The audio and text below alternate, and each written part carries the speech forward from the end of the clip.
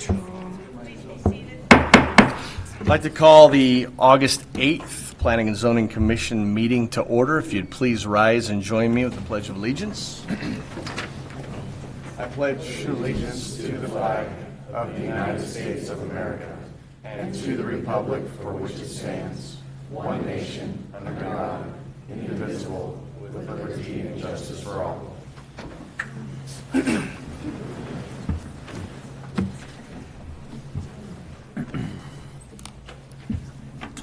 All right, welcome this evening. One thing I want to make sure and just touch base on for clarification. If you are here tonight for one of the public hearings and wish to provide public comment, make sure that you have checked in and fill out the proper paperwork. If you have any questions, you can come over to the side. We're going to get things started with roll call. Vicki Joe. Here. Ryan Davis. Here. Ray Kimball. Here. Mark Latham. Here. Nancy Hampy. Here.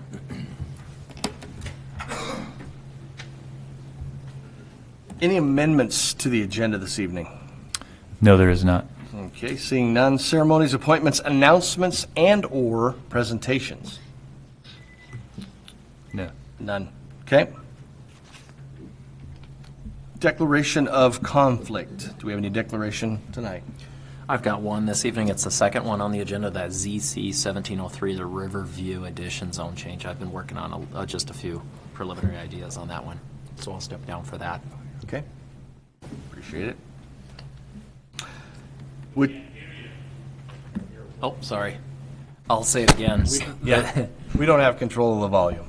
There we go. I'll pull it up. ZC 17-03, the Riverview Addition Zone Change. I'll step down for that one. I've been working on some preliminary sketches for that project. Okay, duly noted. Consent calendar. Everybody have a chance to take a look at everything? Look for a motion. I'll move to presume or to approve as presented. I'll second. Moved and seconded. Call for a vote. Carey. Yes. Hampy. Yes. Latham. Yes. Kimball. Yes. Davis. Yes. Item number 8, citizen issues. Again, this section of the agenda is reserved for citizens wishing to address the commission on an issue that is not on the agenda. Comments on issues that are for planned future agendas should be held for that meeting. But if there's anyone here with citizen issues not related to this evening, going once, twice. Okay. No unfinished old business, correct? There is none. Okay, that being said, this will take us to public hearing. Again, if you wish to speak, make sure that you've turned the proper paperwork in that is in the back, and we will go ahead and start things off. I am going to open the Meadow Grove preliminary PUD and subdivision, file number P-1702/S-17-08. Mr. Manley to present.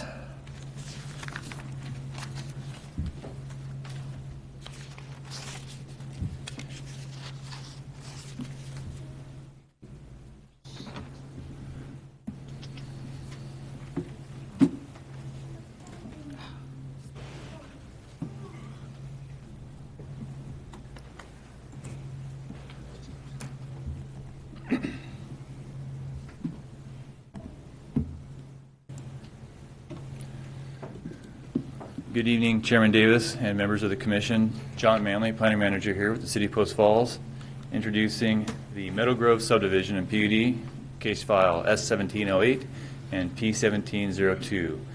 The applicant and owner of this property is the Willamette Valley Real Property, LLC. The requested action is for the Planning and Zoning Commission to review the subdivision and preliminary PUD request and make a recommendation of approval to City Council along with any appropriate conditions, if necessary. The project location is as you see here in the red hatched box, just west of Chase Road and southwest of the Chase and Grange intersection. The approved zoning for this area is R1S. The property size is about 20.8 acres. The current land use is vacant with the exception of one single-family residence on the far southwestern side. That is at this location right there with the cursor. There is no significant topology or vegetation with this site. Water would be provided by the East Green Acres Irrigation District, with sewer being provided by the City of Post Falls. As part of the subdivision and PUD, the proposal is for 73 single-family residential lots with a density of 3.5 dwelling units per acre. For proposed streets, there is one new internal street, Wayward Loop. That's what is being proposed now. That'll need to be modified to Wayward Circle. Also, if you looked at the plan, there was an entrance road. Entrance road will need to be renamed to something else, but that would be handled later if approved as part of the plat process and subdivision review of that. Access is off Grange Road, and there would be no direct access from residential lots to Grange with this proposal, but there would be access off Staples Road to residences. Looking at the surrounding zoning, what you see in the darker yellow, that is R1. What you see to the west is the R1S. The R1S is that residential, single-family residential suburban zone, with the R1 just being the typical single-family residential lots. South of there, you do see some purple. Those are smart code zones. The lighter purple is comparable to the R1, with the darker purple being more of your medium density, higher density development type zoning district within smart code. Also does allow for some commercial there. You also see it to the further to the east, some brown and darker orange. Brown is your RMHP, with R3 being the orange color. So with the PUD, you see that it is a single-family residential development being proposed. There's also a 2-acre park. This 2-acre park meets the requirements within the PUD for the 10%. There is some exceptions being requested with this proposal, and that is the R1S, as approved, wouldn't be able to facilitate this development. Therefore, they're requesting the single-family R1 setbacks and bulk emplacements as set forth within Title 18 currently. John, are they also requesting a density? The density comes with the PUD. Okay. That's what you get a lot of times with PUDs. You get open space for density. That's the compromise. And so with that, though, with the structures, that's where the nexus is with this request, is for structure placement to follow the bulk emplacement table within Title 18. Okay. They're also requesting modified road standards. So in that request, and it goes into further detail within the staff report, but typically, I mean, what they want to do here along these proposed lots is do sidewalk on both the north and south side, but on this loop along this, provide sidewalk along the park, and then along these larger lots, there wouldn't be a sidewalk. There would be curb and swell, but it would be more of that rural look that you see just to the west of them. So that's the modified road section that being requested with that PUD. John, can you go into more detail on exactly where the sidewalk would or would not be? So along the center triangle, there'd be sidewalk around that whole entire part of that location. You'd have a receiver on the east side of the road here going along towards Grange Avenue. Similarly, you would have along the south side of what's being designated here as Wayward Loop, curb swell sidewalk running from about this location, and I'll look at, and it'll go to the east to Grange Avenue, with the larger lots being curb and swell. Thank you.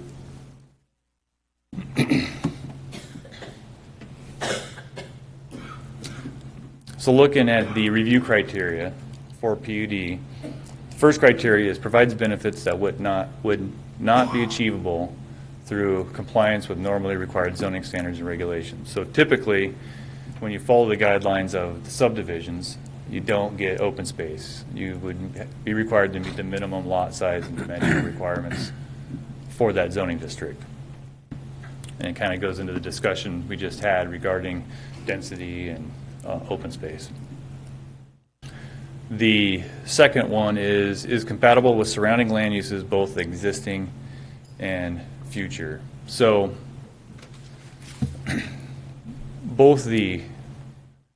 this area is in essence all single family residential suburban, and there's a spectrum. And so what they're proposing is suburban development, hence the R1S is the zoning district, single family residential suburban, R1 is single family residential, therefore from planning's perspective would all be compatible with each other. It is in conformance with the goals and policies found within the Post Falls Comprehensive Plan, which this proposal is. Provides open space, a minimum of 10%, and they are. And planning and development should provide for integrated and harmonious design and arrangements of building and uses. In review of the proposal, it did appear as if a park is centrally located. There's access to the residences. So it appears as if there was an attempt to meet this criteria. For the subdivision aspect, Title 17, there's separate criteria for the subdivision part. So the first criteria for the subdivision aspect is that there to be definite provisions being made for water supply, water supply system, and in terms of quantity, quality, and for this subdivision. So East Green Acres is the utility provider for this subdivision. The second one is that adequate provisions have been made for the public sewer system, and that the existing municipality can accommodate the proposed sewer flows. And so here you see that it's been cited that Post Falls has adequate capacity and that the layout is adequate. The third one is that proposed streets are consistent with the transportation elements of the comprehensive plan. The roadway and alignments are appropriate. No direct access from subdivision lots to Grange Avenue, as mentioned in the intro, and the layout accommodates connectivity. The fourth one, areas of the proposed subdivision which may involve soil or topographical conditions presenting hazards have been identified. This site has no soil or topographical conditions presenting a hazard. The area proposed for the subdivision is zoned for the proposed use, and the use conforms to the requirements found in the code. So for this criteria, it's to be zoned R1S. We're here with the PUD, so the nexus to this is going to be contingent upon the PUD. So without the PUD, there would be an inconsistency with the R1S, straight up. Does that make sense? So the lots would meet and exceed the minimum lot dimensional standards of the project, subject to PUD.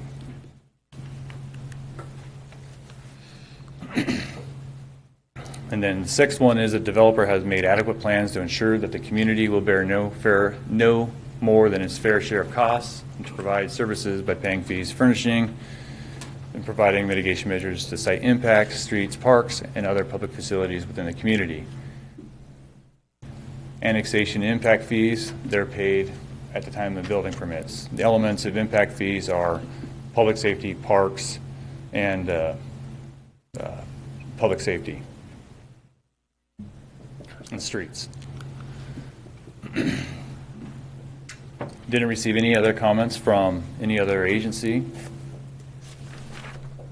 So what I have here is I would stand for questions, but I also have here for reference, the list of the criteria, if needed, for the PUD, and the criteria for subdivision, as well as the map. So they're available for reference. So I'd stand for any questions you have right now. for me. Are we looking at these individually? Like the PUD obviously would have to come first before the subdivision, otherwise, right, it wouldn't meet the subdivision standards if we didn't approve the PUD. But we're looking at them at the same time. Yeah, we're looking at them at the same time, but they are two different land use Right, actions. okay, okay.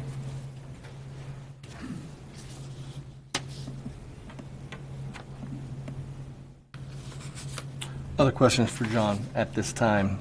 And that's why I've left the PUD up there by default, because without the PUD, then then it affects the subdivision. John, I do have a question. Does the city have a preference on roadway style versus the suburban kind of or the style like in the Meadows versus the sidewalk with the curb and gutter? Personally, I don't have a preference. I mean, to me, the way I see it is with PUDs, you do leave it up to the developer to propose different standards. Okay. And then the engineering division a lot of times reviews what they're proposing and is it adequate or is it not adequate, of which they commented on that. So we look at issues like snow removal, parking, and other factors that may, if it seemed apparent like it would create a problem, we would comment as such. Okay. John, I see on this, on the plan view that the developer submitted, the cross sections don't necessarily match the plan view drawing. Looks like on the plan view drawing there's some asphalt pathways on Genesec Loop and on, I think it's Grange. Do you know if that's supposed to be like a multi-use pathway on those two streets? Because on the cross section shows I think a 5-foot sidewalk. Are you speaking of Grange Avenue, or are you speaking of the Staples? There's Staples and Genesec. They all show a 5-foot sidewalk, but the plan view looks like it shows a wider, maybe with different hatching, so maybe it looks like it's asphalt, like a meandering asphalt path. Do you know if one of those, which one is correct? I'll ask. That'd be a better thing for the applicant to answer. Potentially, yes. Okay, I'll ask that of the applicant. Okay. Anything else for John? No. Nope. We good? Thank you, sir. All right, thank you. Applicant.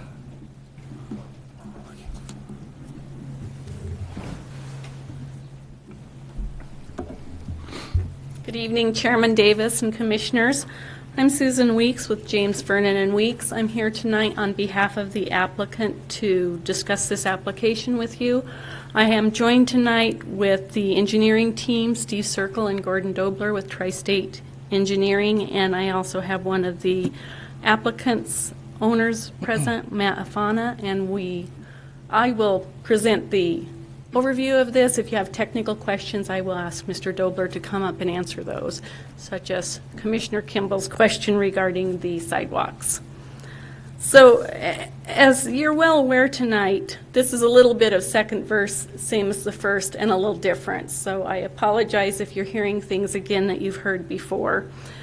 As we move into this, you have a staff report before you, and we do not have any objections to the conditions that staff has recommended. As Mr. Manley just told you, this is consistent with your comprehensive plan, what we are presenting tonight as the PUD and as the request on the subdivision. They are a combined package, Commissioner Hampe, so we are asking you to consider both of them at the same time. This area is an infill pocket, and it is compatible with the surrounding development as we have presented it. I know from the first hearing, I went and watched the YouTube on it. I was not present, but I heard a lot of comments where there's concerns about it not being compatible with the lands to the west, and yet it's compatible with the lands to the south, and it's compatible with the lands to the east. So the PUD we are proposing does give a greater density than RS1, but lesser density than just R1. And the reason is to try and blend it. And if you look at what we've proposed to you, there is greater density along the southern border consistent with what exists there, and then we have a blend of lots within there. We have 42 lots that are 6,500 to 8,000 square feet. We have 17 proposed lots of 8,001 to 10,000 square feet. We have 13 lots that are 10,001 to 11,500 square feet. And then there is an existing lot that would remain at 1 acre, which already has a structure on it. And in any PUD, part of the trade-off for greater density is the common areas and amenities that you can offer that would not otherwise be offered under an RS1, and that is a 2-acre park we are proposing. And hopefully you've had an opportunity to review in your package in that 2-acre park that we are proposing. The amenities that we are including in it is pickleball courts, a pergola, and walking trails for the use of the community, the immediate community and the nearby community. So I would submit that the aesthetic conformity is consistent with how that area has developed, south, east, north, and west of this little pocket area. I did read the one comment that you got in writing where there was some concerns about the approach, and it was from the couple that moved from Montana, and they were concerned because they have a 1-acre lot and it's on Genesect Court, and as they approach, they're concerned about driving through greater density as they reach that area. But I would submit they're driving through that density right now with Country Meadows First Edition. Those are the smaller lots, and they will pass by those with or without approval of this PUD. So that's not going to change. There were lots of comments too about concerns of the people who have the greater sized lots in Country Meadows, the 1-acre lots. And so I went out and walked the area where the subdivision is proposed, and what I did notice is that given the way that the proposed subdivision, the PUD, is set before you, it will be backyards meeting backyards. And currently, except for a couple of those homes, every one of them has very nice fencing. So where the backyards meet, they're really not going to have much vision into this PUD as it develops. What they have will be their existing backyards abutting another existing backyard with a fence dividing. On the density and open space, the mixed-size lots are done to blend a variety of uses in the surrounding lots and to keep the community from being just an entry-level community. It's to provide housing for empty nesters and aimed more at your mid-level homeowner who's not a beginning homeowner, who's not a high-end homeowner, but those of us who are your average homeowner who can buy in the mid-range level. And the PUD as designed and proposed allows that housing opportunity and those housing options.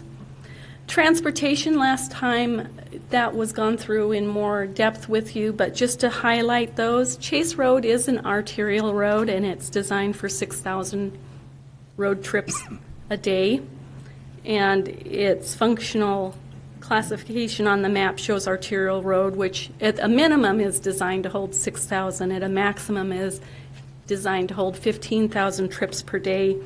And if I heard correctly from those tapes last time, right now it has 2,000 to 3,000 trips per day. So the lots that are proposed are going to have a minor impact on your roadway there.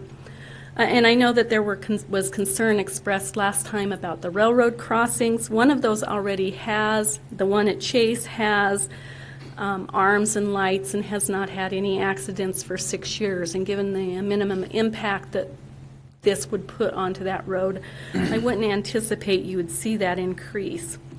Grange Crossing, unfortunately, right now only has stoplights, but is designed, according to your staff from the last hearing, to have gates and lights installed this year, and it will be widened. So that safety issue is going to be addressed with or without this subdivision. The city has already moved towards addressing that with the railroad company.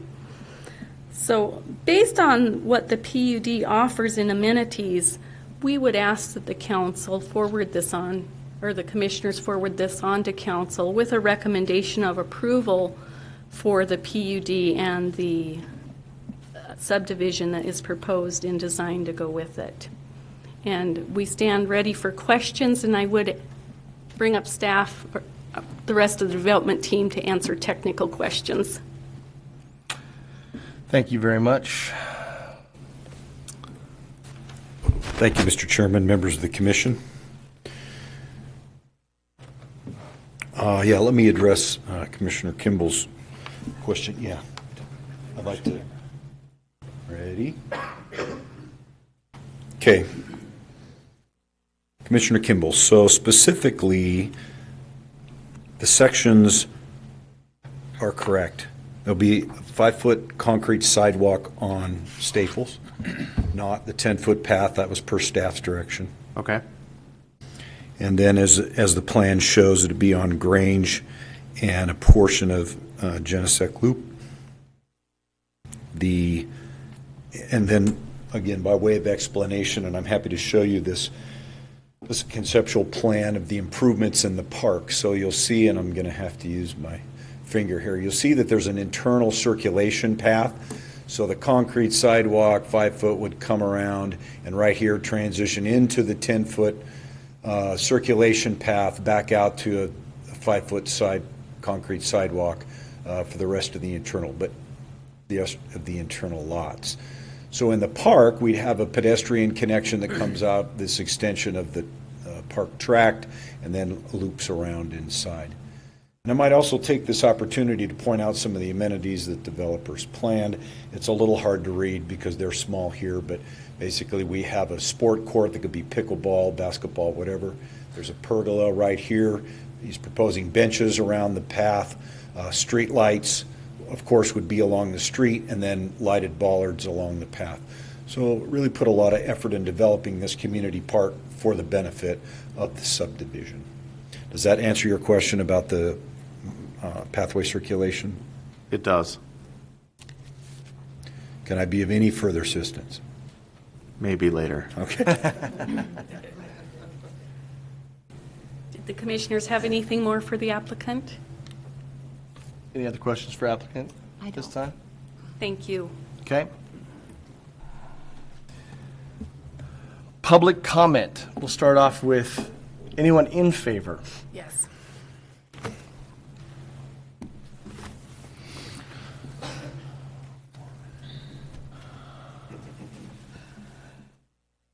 All right. Karina Renfro does not wish to speak but is in favor. I'm in favor of Meadow Grove Subdivision to give our 55 and older citizens options for a living environment.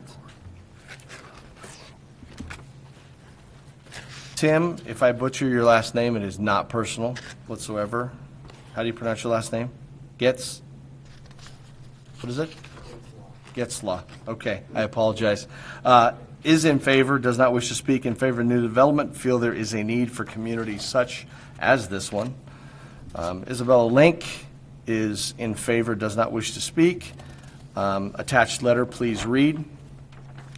Following letter says, Dear Council members, Planning and Zoning Committee, and Post Falls residents, I'm writing this letter in support of the Staples Road project and looking forward to a 55 and older community, which I believe a great addition to the area. I also want to let you know that I have been shown a refreshing side of a younger generation that has a passion to build small projects of development for the elderly, which would consist of one-story homes that would benefit them for their future.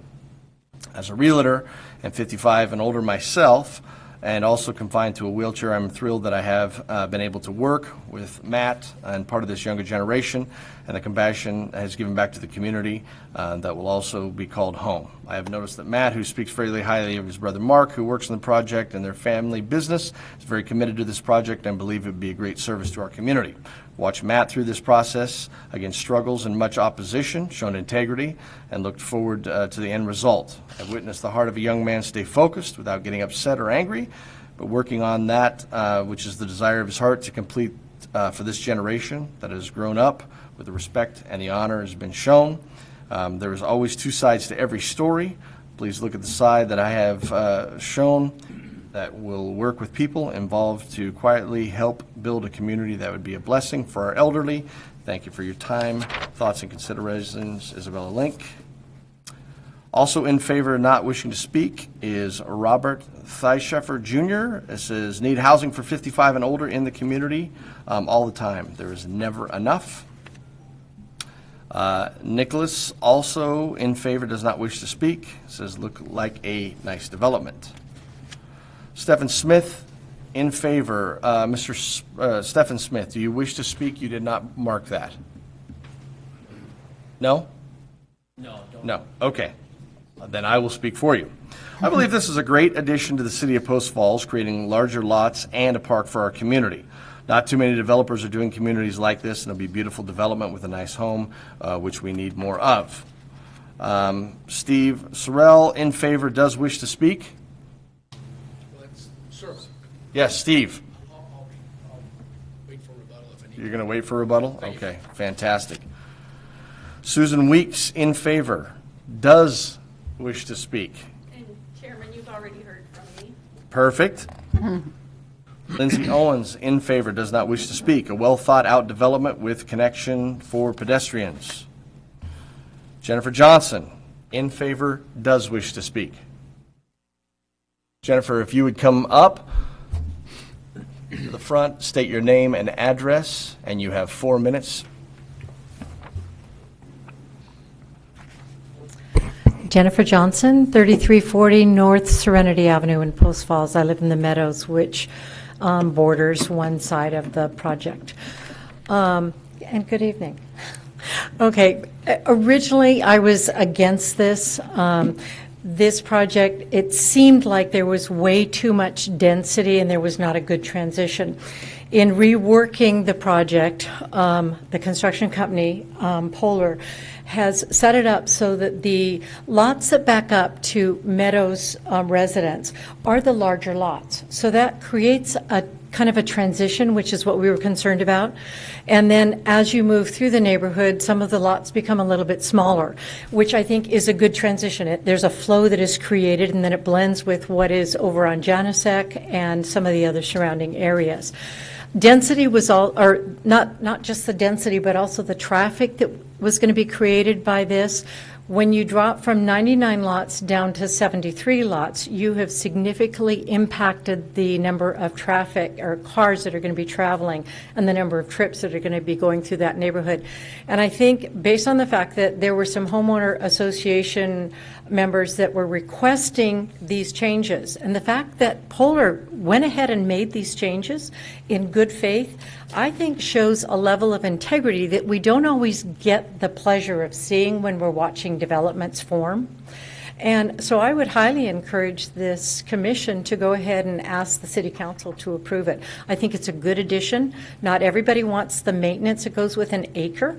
Not everybody wants the maintenance that goes with a half an acre. And so this kind of provides that bit of a break where you live in a really nice area with nice homes and a little bit less work. So I love my acre. I don't mind the maintenance. But that may not be true when I get a little bit older. So anyway, that would be my comments. Perfect. Thank you. Very much. I believe Mark Johnson, in favor, does not wish to speak, would echo that. The contractor developer has done what has been asked and redesigned the project with low density. I believe it should be approved. And in favor does not wish to speak, with no comment, Doug Boseth. So those are in favor. Do we have any neutral? Yes.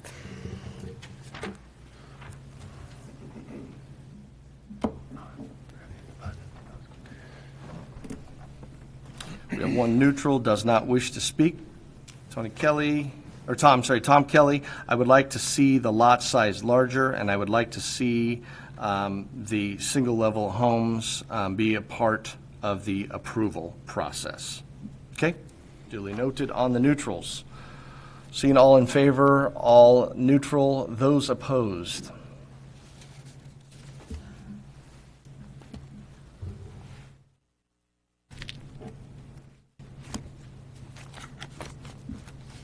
Are these separated for any specific other than wishing and not wishing? Yep. Perfect. Okay, Joel Walker, opposed, does not wish to speak. R1S is R1S, keep with surrounding areas. Joanna Castor, opposed, does not wish to speak. City Council, denounced R1 zoning for the development in favor of R1S to better suit with the surrounding neighborhoods. I think the smaller lots should be a third of an acre to coincide with the area. I'm also upset that the developer put in utilities prior to annexation. To me, there seems to be an assumed approval that was coming for their smaller lots. Okay. Thomas Lean says, read into record the attached letter. We're here tonight to talk about the actions on the PUD request for the Boseth development, which is now called Meadow Grove Subdivision. This process started on June 13th, 2017, with P&Z reviewing the annexation of 20.94 acres for residential development and requested zoning of R1 and voted to make recommendation to City Council for approval. City Council at their June 19th, 2017 meeting reviewed the request and approved the annexation, but after lengthy discussion, as evidence in the minutes of that meeting, Council approved annexation with zoning designation of R1S, with 4 in favor and 1 opposed. Following that, P&Z meeting scheduled for July 11th, 2017, including Meadow Grove Subdivision and preliminary PUD. The applicant requested 2 exceptions, including approval of R1 zoning and a modified road standards. The actions and public hearing were subsequently postponed to August 8th. Based on the history and information provided by staff, planning and zoning, and the developer, the following observations are made. A, the annexation request was originally for 20.94 acres to include 73 lots. This partial information results in 3.5 acres as presented. This is based on total acreage and total units, i.e. 20.94 acres subdivided by 73 lots. However, the city staff projected narrative lists 3 different lot sizes and numbers of units per size. Using the number and units and average development size, the 597,263 square feet of 72 developed lots, yielding 5.2 lots per acre on an average of 8,294 square feet per lot, or 0.19 acre each, not 3.5 units per acre. This original project informed information is very misleading. B, City Council did not overrule planning and zoning, but gave reason why they did so. Not only overruled planning and zoning, but gave reason why they did so. C, City Council indicated they wanted the land to look like the meadows and prairie meadows. D, City Council at the June 19, 2017 meeting said no and voted to approve the annexation at R1S zoning. Why now is city staff recommending a reversal for the benefit of the developer? E, it appears that the PUD process is being used to circumvent the direction given by City Council. It is for that reason that tonight's planning and zoning and subsequent City Council review actions maintain that previously approved R1S zoning on the project with individual developed size lot sizes 1/3 to 1 acre per lot. All right.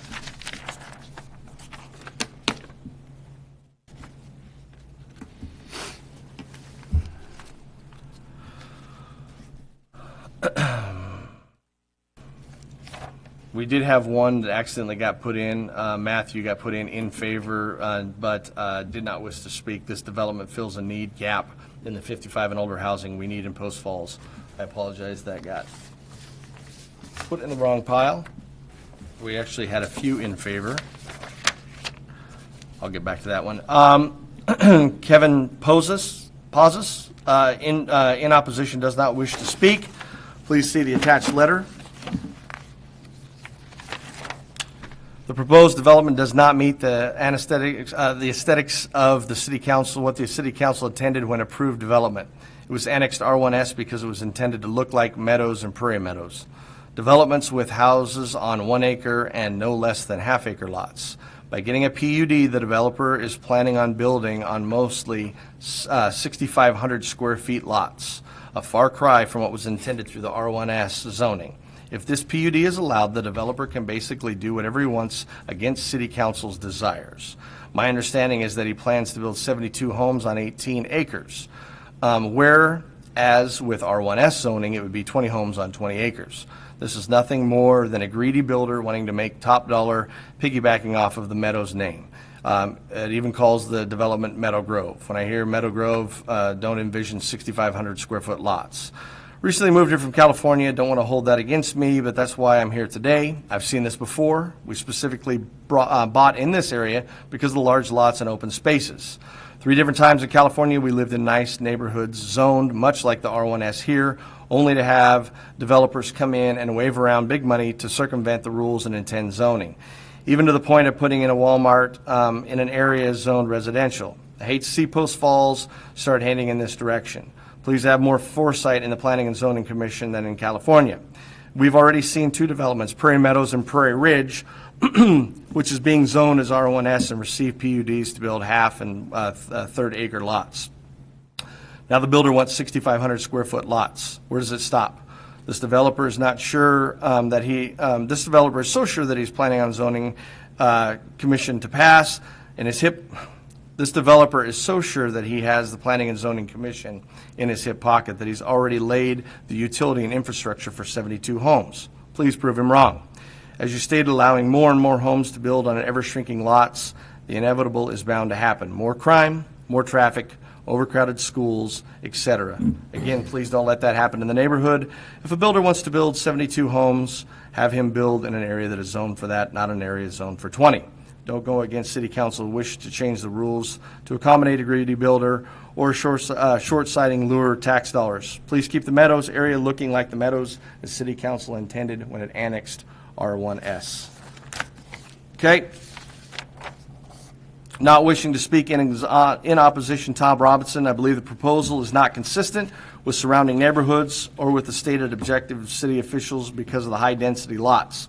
I suspect a maximum home density of 2 acres for this planned neighborhood.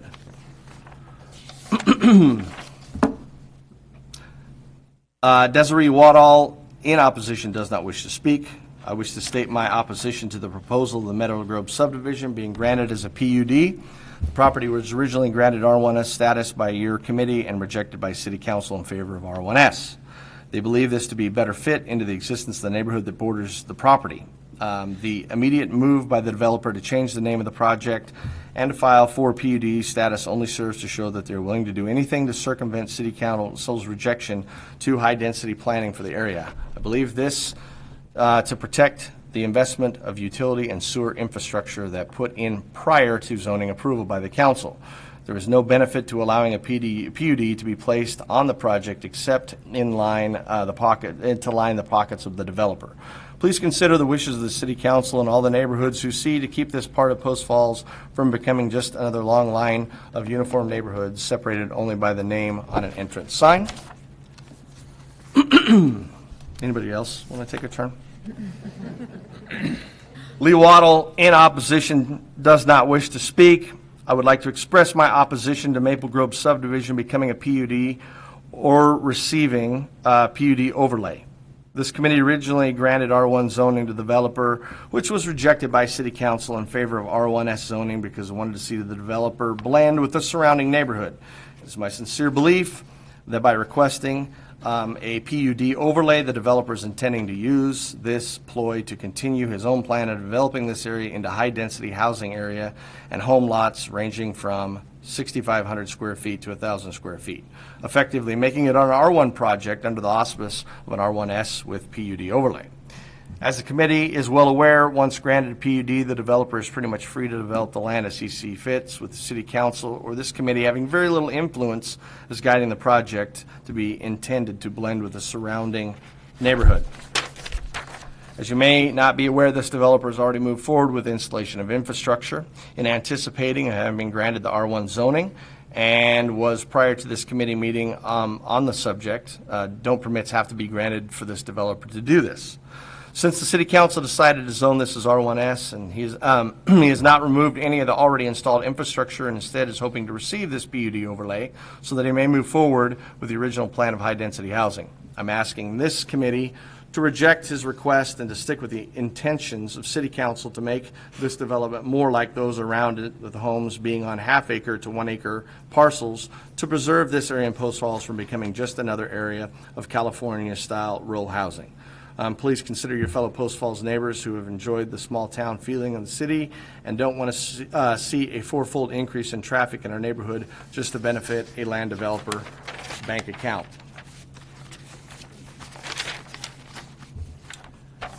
Kim, is it Gillage? In favor or in opposition, does not wish to speak. This PUD subdivision does not fit the character of the adjoining Meadows and Prairie Meadows neighborhood.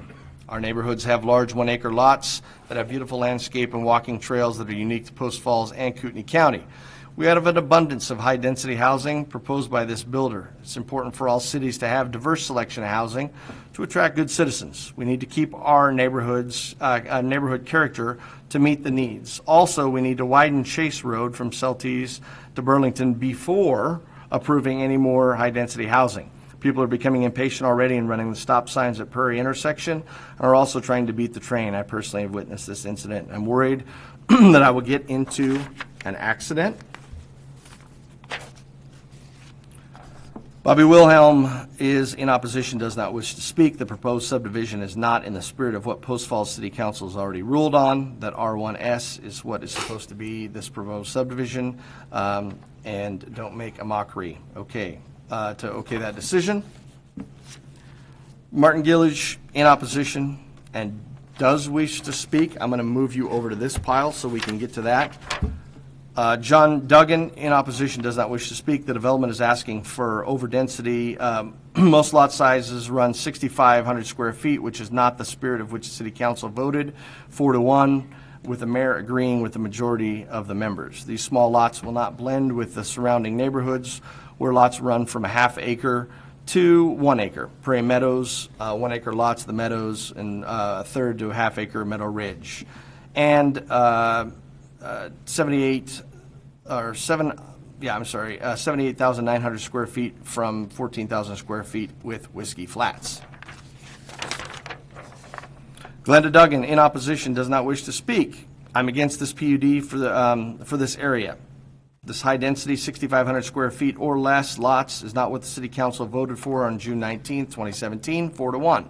Per the City Council, the high-density housing does not fit the spirit of the surrounding neighborhood. Half to 1 acre lots will fit like the homes should be built. Lester E. Watson is in opposition, does not wish to speak, or do you? You scratched it out. Lester? You do wish to speak or do not? Do not. Okay, thank you, sir. Allowing more than 2 homes per acre in this area can only result in reducing quality of life and safety of residents. Chase and other connecting roads are not designed, nor can they take the density of anything more with a multiple track crossing and crossing intersections. It invites disaster and quality deterioration. We already see this sad negative effect to the valley wildlife we used to enjoy. Now it's cars. I'm a native of Post Falls, and the unchecked growth north and west and east of us is horrible. This is not progress, and you continue to build across the valley aquifer in the name of progress. This will not be a quality place to live if continued for that sake of a few to make money. We support more than 2 houses, or we support no more than 2 houses per acre.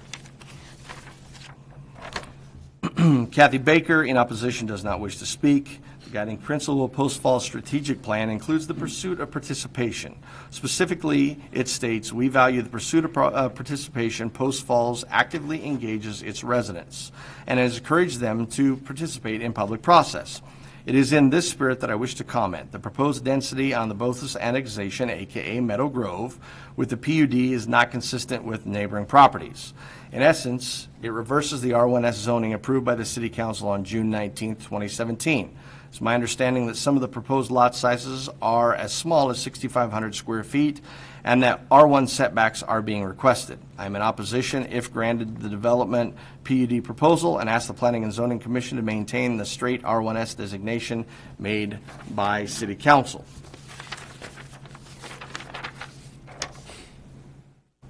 Alex Armbruster, in opposition, does not wish to speak. The proposed plan does not meet the requirements that City Council recommended. Linda Edinburger, in opposition, does not wish to speak. The City Council voted this zone subdivision R1S and said to should look like a combination of the Meadows and Prairie Meadows subdivision. I am 100% in agreement with the City Council. This proposal does not look like the Meadows or Prairie Meadows subdivision. Bruce Baker, in opposition, does not wish to speak. On June 19th, the City Council voted to annex Boseth property into the city with an R1S designation. They felt this new development should be consistent with neighboring developments, and I believe the developer is seeking to circumvent the City Council's wish by applying for a PUD. Rather than building 1 to 3 houses per acre, they will use the PUD to build more than the City Council approved. I ask that you respect the wishes of City Council and deny the PUD for this property.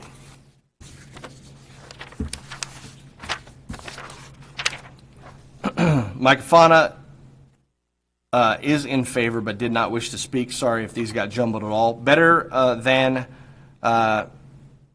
trash and dead fields. It's getting cleaned up. 100K good. I see it doing nice for us. Okay.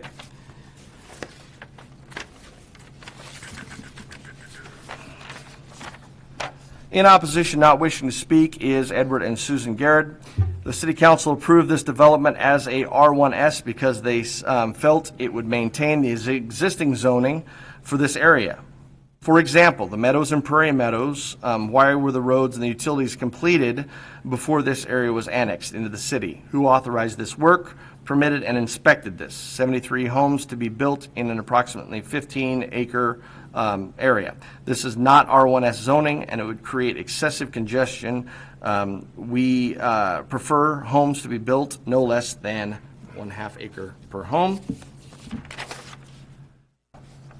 Jim and Patty Williams, in opposition, not wishing to speak. We want to see Meadows Grove development as an R1S as approved by City Council. PUD would not comply with City Council's approval of R1S zoning and will allow Meadow Grove to blend with the surrounding developments of the Meadows and Prairie Meadows. We also would like to know why the developer was allowed to complete the infrastructure before the zoning was completed. Last one, in opposition, not wishing to speak, says please see attached. It is Gary and Janice Weems. Says we are in complete agreement with City Council in their decision on June 19, 2017 to zone the above project R1S. The city's comprehensive plan says the land should be based upon encouraging compatible land use to maintain an optimal quality of life and promoting quality residential neighborhoods. With homes stacked on top of each other on 6,500 square foot lots, how can that promote quality residential neighborhoods? We feel the more crowded housing is, the more city services will be taxed, transportation corridors will be congested, and criminal activity will develop. In addition, 72 homes on this parcel, as shown in the project narrative, will not promote harmony, in our opinion. Those are in opposition, not wishing to speak. Those that are in opposition, wishing to speak, is Martin. Martin, is it Gilge? Gilge. Martin, will you please come up, state your address, name one more time, and you have 4 minutes, sir. My name is Martin Gilge. It's 1767 West Staples Drive. If you look at the area between McGuire and Chase, north of the railroad tracks, it's unique in the whole Rathdrum Prairie, at least in my belief. There isn't another spot where you can find large lots, good walkways, visibility from those walkways to the mountains so you can actually enjoy what you're doing when you're walking. You have the ability to put a shop on your lot in most all cases, and people do enjoy that. It does add character to the area. If you look at what's being proposed, it's totally different. The comment's been made it's a 55 and older. If maybe I'm mistaken, but at the Meadows annual meeting, it's designed as a 55 and older, but it is not limited to 55 and older. Anybody can move in. So, just to clarify what that comment was made. If you look at north of the railroad tracks, if I believe there are at least 2 subdivisions currently being built, 2 more that have been approved that aren't built yet, actually 3 being built as we speak. Chase right now, as mentioned earlier, the railroad crossing, sometimes the train stops for literally 10 or 15 minutes and cars turn around and try to go back and find alternative ways of getting across. If you look at the intersection of Chase and Prairie, personally, I've had to slam on my brakes as someone pulled out from the stop sign and literally skidded within a foot of the car. It was an older gentleman, and I don't know if he didn't see me very well or what happened, but I've had to do that multiple times in the last 6 months. If the plan is to improve Chase, I'd recommend before more additions are made north of the railroad track that Chase be improved.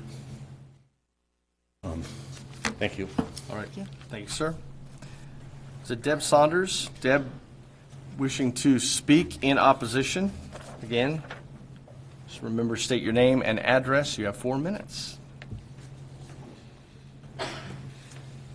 Thank you. My name is Deb Saunders. I live at 1216 West Grange in the Meadows. What I'm hearing tonight is a lot of people in conflict. Two of the people who spoke in favor are realtors who will benefit by this development going forward and by the development that was previously proposed on the 5 acres. There seems to be a conflict or a misunderstanding about what is a 55-plus community. There's nothing that was made in the presentation that says that is a 55-plus designated community. When the presentation was made in front of the Meadows at our annual meeting, he talked about the demographic that it's going to appeal to, but that does not mean it is age restricted. And I think we need to alleviate any misunderstanding here that this is not what is being proposed. It may be who he appeals to by demographics and design, but it is certainly not a 55-plus community. Thank you. Oh, and one more thing. Last time we were here, Commissioner Davis and Kimball spoke very strongly in opposition to an R1S, even going so far to say, Mr. Kimball, I think, to quote you, I hate them. He didn't see the economic value to it. Mr. Davis, you said to us, rather smugly, I think, be glad that we didn't approve a multifamily on this property. I think by those kinds of comments, you circumvent the process. You do not invite public comment. You make and intimidate people from stepping forward and speaking their mind. So I think that conflict also needs to be addressed. Thank you. Thank you very much. Is it Mark Hoppy? Hoppy? Mark Hoppy? Name, address, and you have 4 minutes, sir.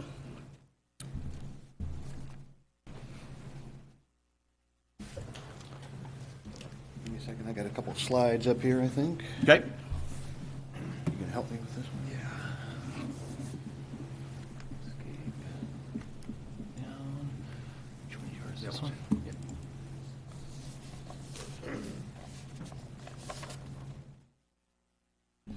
You should be able to hit this right here. It's a weird one. Yep, let's do that. Yeah, and then, yeah, this moves the slide right here. Okay, I just need to click it once together. Okay, my name is Mark Hoppy. I live at 2164 West Polo Green. Good evening, Chairman Davis and members of the commission. A lot of what I was going to say has been said. You did an excellent job of reading those statements. So I think I'm just going to jump into a couple quotes that I thought were pretty relevant from the City Council meeting. First off, Councilmember Joe Malloy, if we look at that block as a whole, it is fairly apparent what the spirit of that block is to be, and that is R1S. He further goes on to state, does it really affect the tenor, I suppose, of that block? And I think it would, to put R1 in here. It just doesn't fit the plat. I think R1S is the more sensible choice. Councilmember Borders commented, so I think there was some predecision into looking at this more of an R1S than an R1 from a ways back, implying that really the plan for this area was R1S. Councilmember Thorson, when you look at not just what is right, but what fits there, I will vote to approve the annexation at the R1S designation. Finally, Mayor Jacobson weighed in. I don't get to vote, but that's the way I would lean as well, would be R1S.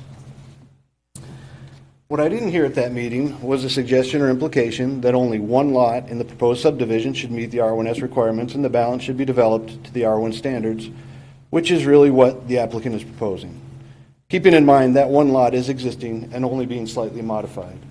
This attempt at circumventing the council's decision is being done by proposing that this land be developed as a PUD. PUDs are obviously not unusual in the area, but let's look again at some of the PUD requirements in Title 18.20.080 and the findings as presented by city staff regarding this project. The proposal does or will include the minimum 10% open space as required by the review criteria number 4, but keep in mind that it is right at the minimum.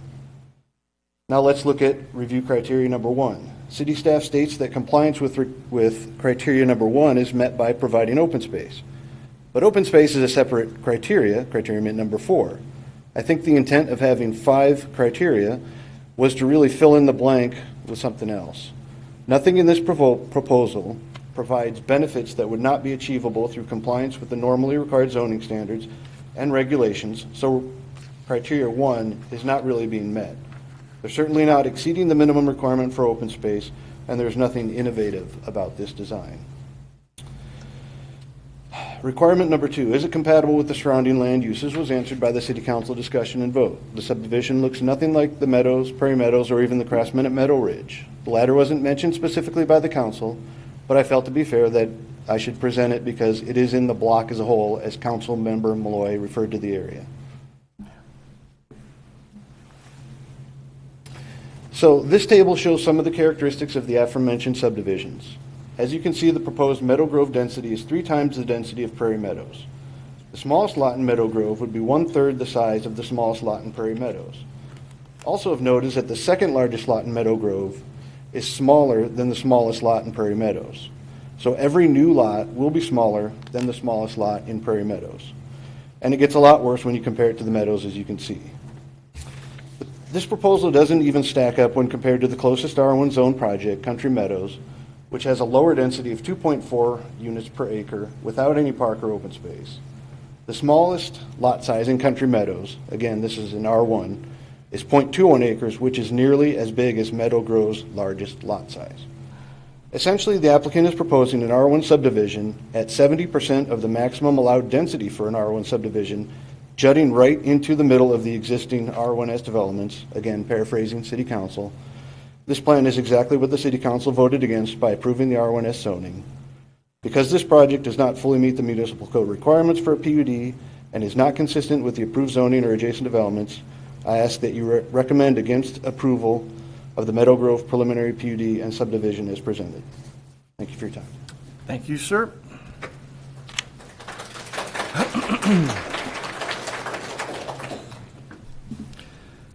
Is it Kathleen Quinn? You did not mark whether you're in favor, opposition, or neutral, but you did mark that you wish to speak, so. Opposition. Okay. 4 minutes, state your name, and you're good to go. I will make note of that. I think 3 of my paragraphs have been eliminated. So, short. I kind of have to change my script here. 20.8 acres and 10% of the community park, which has been proposed, doesn't really come out to be 20.8 acres of development. It actually comes out to be 18.72 acres for the 73 lots that are being proposed. I just wanted to throw that out there because I'm thinking math and it didn't match for me. It would bring it down to maybe 65 homes in that area, which again is not something that I'm opposed to do, to seeing. What I am opposed of hearing today is that there have been misleading statements by people who have approached people in the community. That being on July 20th, Mr. Afana from Polar Construction presented to the Meadow a 55 style community to the attendees at this gathering. And he indicated that he would actually be one of the future residents. In looking at Mr. Afana, I don't believe he's at 55 or older. Everybody looks younger to me at my age, so I was pretty much surprised with that.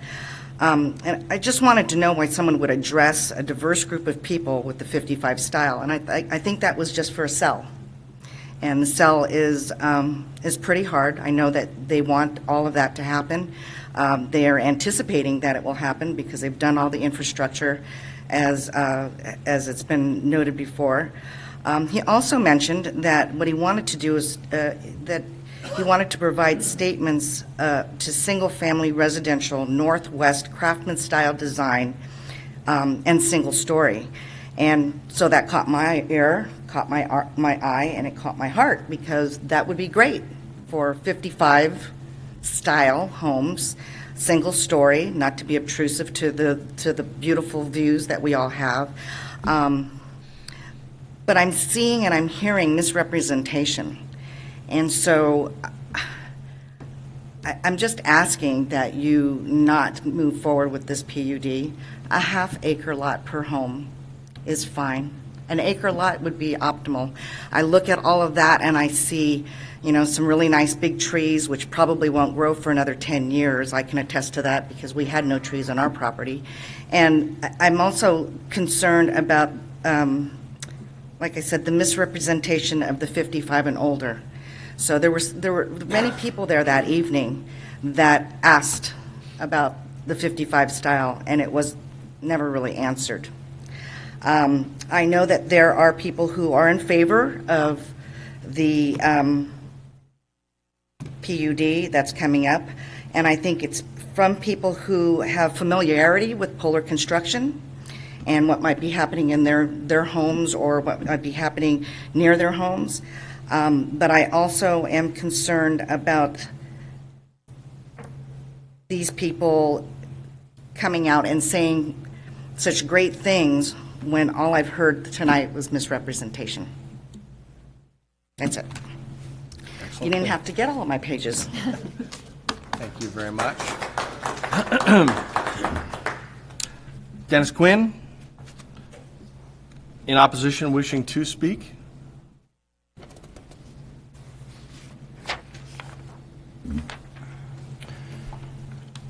Mr. Chairman, members of the Commission, my name is Dennis Quinn, 1203 West Grange. I'm speaking in opposition to the PUD as planned at this point. We pushed for a zoning on this parcel of R1S, knowing that a PUD could be applied and higher density could be built.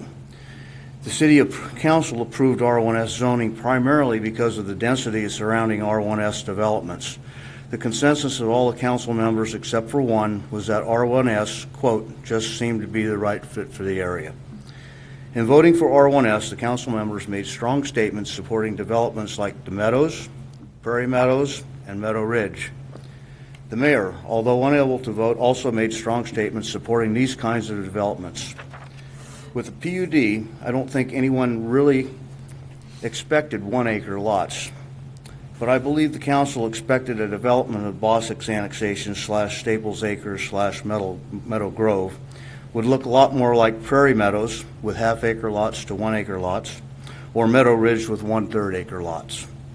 What I see being proposed for this with this PUD is something more akin to high-density R1 rather than R1S. With the exception of an existing house on a little less than an acre, these lots range in size from 6,500 square feet to 11,500 square feet, the largest of which are smaller than 1/3 of an acre. The smallest lots, which by far are the most numerous, are smaller than the R1 lots just across the street in Country Meadows. In no way is this proposed development consistent with the surrounding developments. And speaking of these 34 6,500 square foot lots, 15 facing Staples Road already have infrastructure in place: water, electric, and sewer. This infrastructure is in place for individual lots and was put in place before annexation. When this was pointed out at the City Council meeting and pictures presented, most council members were clearly upset at the city staff for allowing these installations before zoning, and upset at the developer for assuming R1 approval.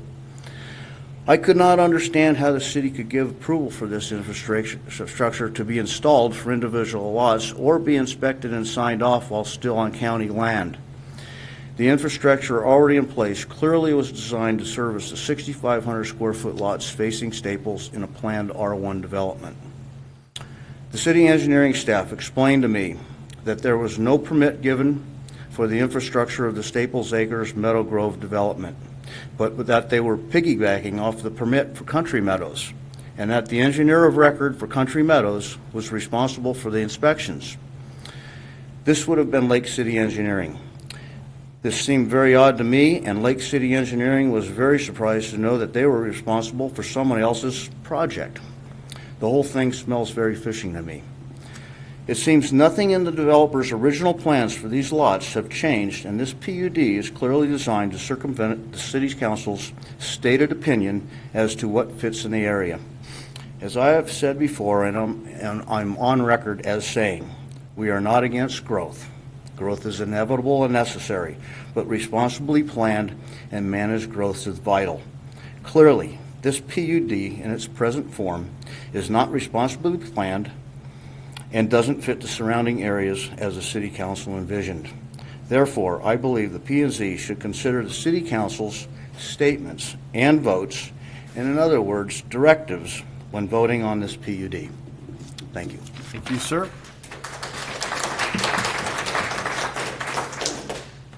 In opposition, wishing to speak, William H. Is it Spicken?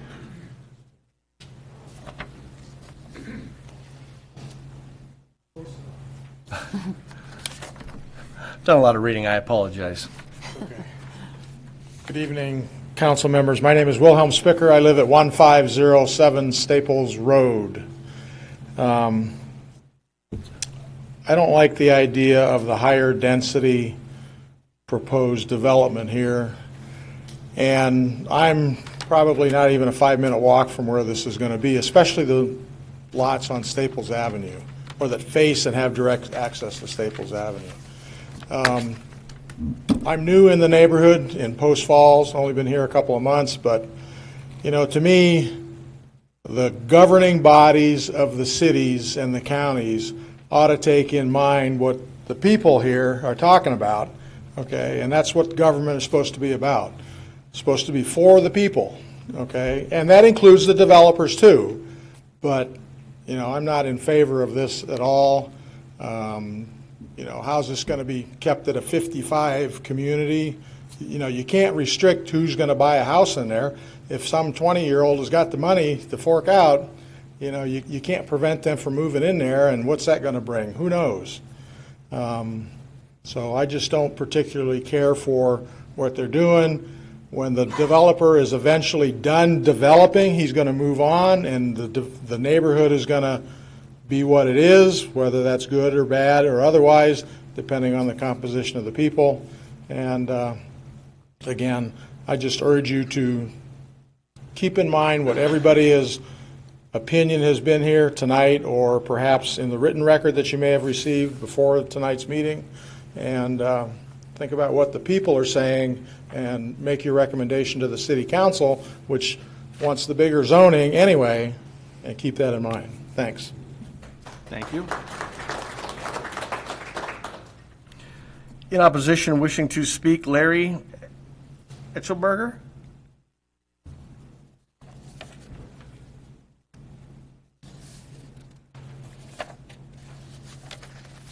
You did better with my name than my wife's.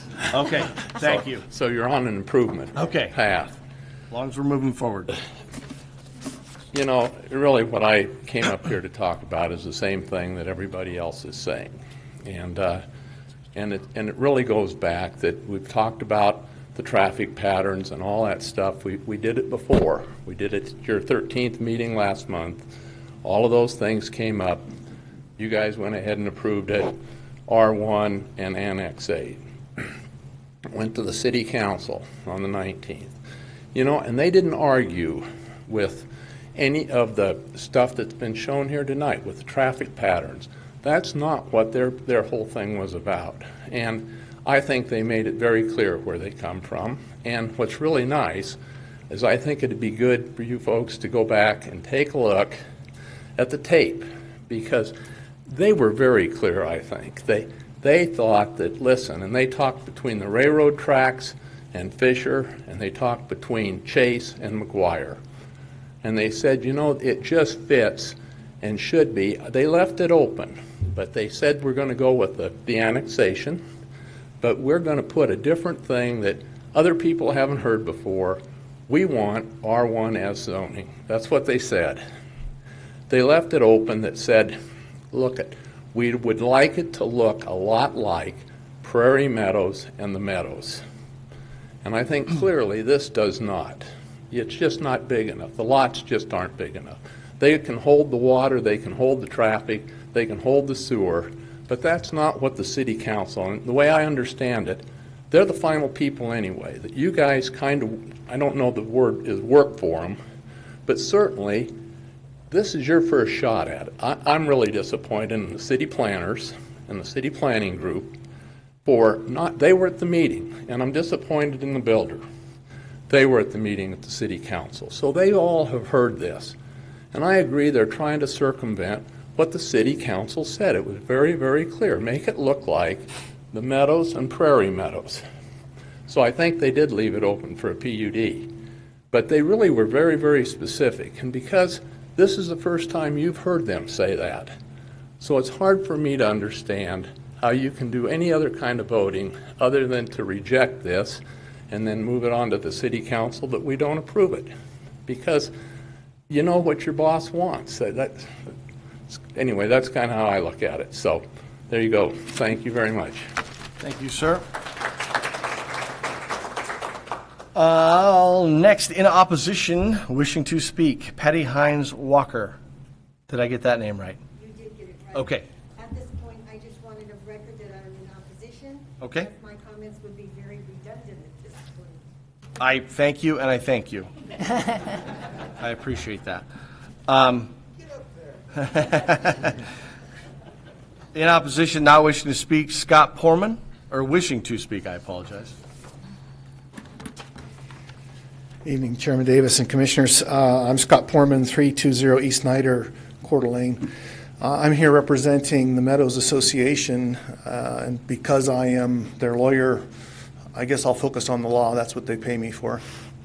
There are three very good legal reasons why you should reject this PUD request, and they come straight out of your city code. The first is, and this is from 18.20.080, the standards, the criteria that you're supposed to find to approve a PUD.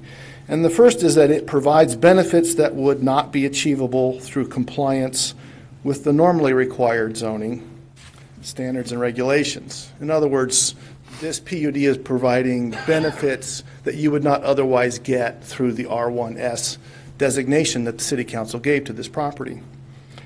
And in this situation, I'm assuming the developer will say, well, you're getting a park, and that's the benefit.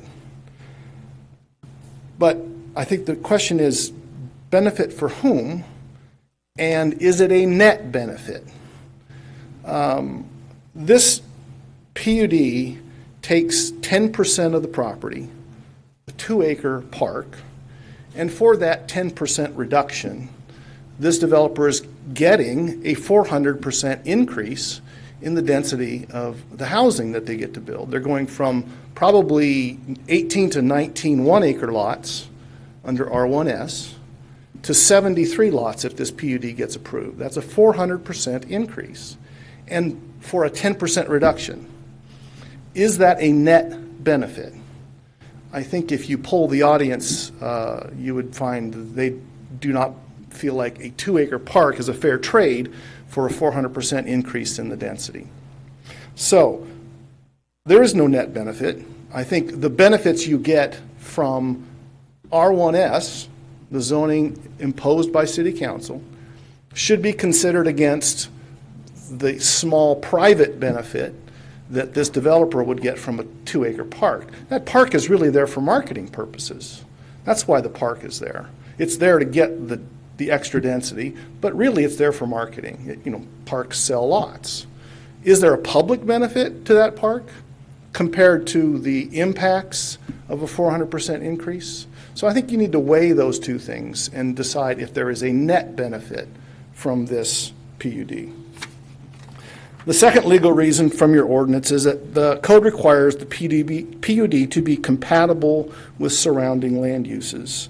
And I'm not going to repeat what you've heard over and over and over again from the audience, that the City Council found R1S would be a compatible zoning for this property, not R1. So I think the PUD per your city council, is not compatible with the surrounding neighborhood. That was the finding they clearly made.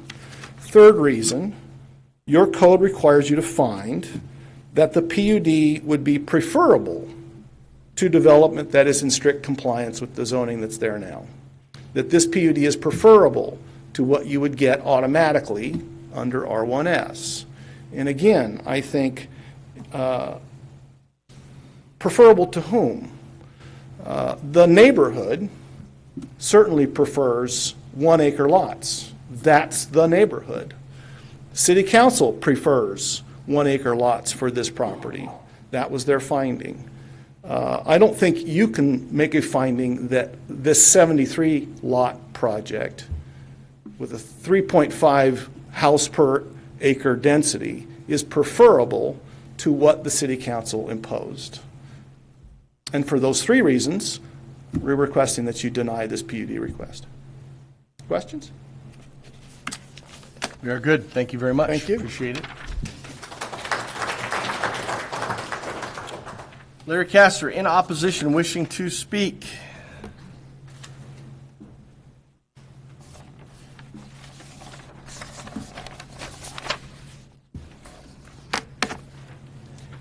Good evening, Chairman, Commissioners. I'll try to make it brief because I think just about all my topics were covered.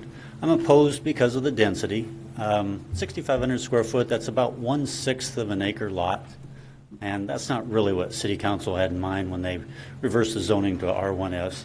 That's 1/6 of an acre lots. That's the smallest lots anywhere around there. It's smaller than the ones right across the street that have already been approved. It's smaller than the ones across Chase, the Whiskey Flats division. Those are very small lots that are being proposed there, and that's why I'm opposed to it. I also want to point out that this PUD adds some more streets. If you look at the drawing up there, you'll see that there's try to use my finger on this. There's a street coming right up here, going on to Grange. There's another street coming up right here on the Grange. And then, of course, right over here we have Grange and Chase intersection. Those are 3 new intersections that are going to be built in this area. We've already talked at length about all the new houses that are going on and the increase in traffic everywhere. I believe that those 3 intersections that close together are going to give us problems. That's one more issue. We think that those streets should be changed. There shouldn't be 3 intersections in there in that area. It should be redesigned to be something less than that. I'm opposed to this PUD as it's currently being proposed. And I would request that any future PUDs, this property has been proposed, the developer has proposed this as being single-level hardy plank homes geared towards senior residents. A lot of that markets well, and that sounds good to us. I would suggest that once the PUD is approved, anything can be put in there. That can change the next day, unless there's some kind of a written document put in at the PUD level to ensure that that kind of stuff is actually put in the way the developer is telling us he plans to build it. Thank you very much. Thank you, sir. In opposition, wishing to speak, John Stevens.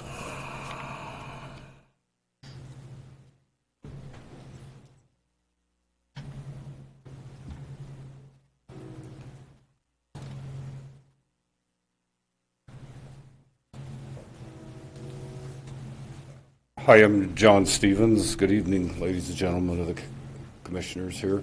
I live at 1999 Staples in the Meadows. I won't repeat a lot of what everybody else has already said. I'll kind of focus on a couple other things, and some of that is a little bit in inconsistencies. You know, the Meadows is R1S, and that they're all 1 acre lots, and you have the Prairie Meadows to the west, and then the other R1S subdivision, though both of those are PUDs and they have given up land for public spaces. But, you know, half-acre lots, lot size, and and then 1/3 acre lot size. So, you know, you need to be more consistent with what's there. And it's like they said, bordering this subdivision is the Meadows, are the only homes, the only property around there. They're saying they want to be consistent to the R1 across the street. That street is a buffer zone. We need to be consistent with the properties that border that. Yes, those nice fences and yards, those are ours. We bought and paid for those and put them up. And one other thing I'd like to mention too here is to Mr. Kimball here at the last meeting. He did the math on the thing and said, you know, R1S, 1 home per acre, R1, 5 homes per acre, ka-ching, we'll go with 5 homes per acre. You know, and we've heard from a city engineer saying that, you know, R1S, 1 home per acre, R1, 5 homes per acre, they balance because R1S, we pay more for the property value. We have less impact to the city infrastructure. And the R1, their properties are less value, so it balances. But then you come and tell us that it doesn't. That's inconsistent. You know, you just kind of kicked us to the curb on that. And the, you know, pre-installation of these utilities to this, I can't even see, they've got to border illegal. I mean, how come they can't, then who inspected them? And, you know, you do something like that in a home and you go to resell that home and you didn't have proper permitting on it, you got to rip walls out, and if not approved and not up to code, it's got to come apart. And just really, really, you know, inconsistent from the builder here, stating, you know, at the first meeting in Meadow that we're going to only build 50, maybe 60 homes here, 50 community type of deal. And he already knew he was going for 100, and now he thinks he's Superman because he's downsized it to 73. You know, there's just too many inconsistencies here, and it's not right. And we need to go with what the city council's wishes were, listening to us, the constituents, the cities, the citizens of this city. Thank you very much. Thank you, appreciate it. In opposition, does not wish to speak, Ann Broly. The city council voted overwhelmingly to uphold R1S, this project. Too many small lots and not similar to Meadows and Prairie Meadows. And last, and Mr. Flowers, I promise I did not put you at the bottom of the stack. That is merely how it works, so you are batting cleanup. In opposition, wishing to speak, Mr. Flowers.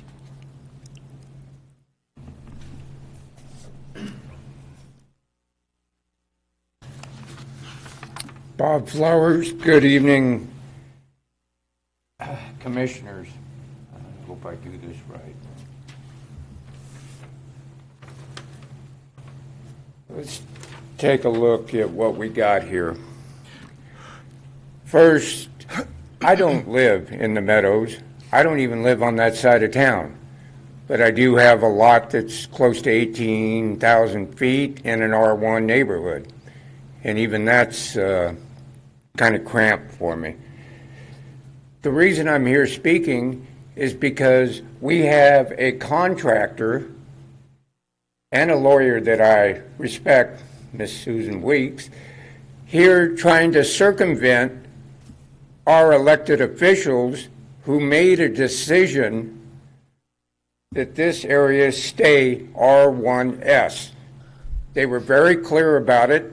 They didn't mix words.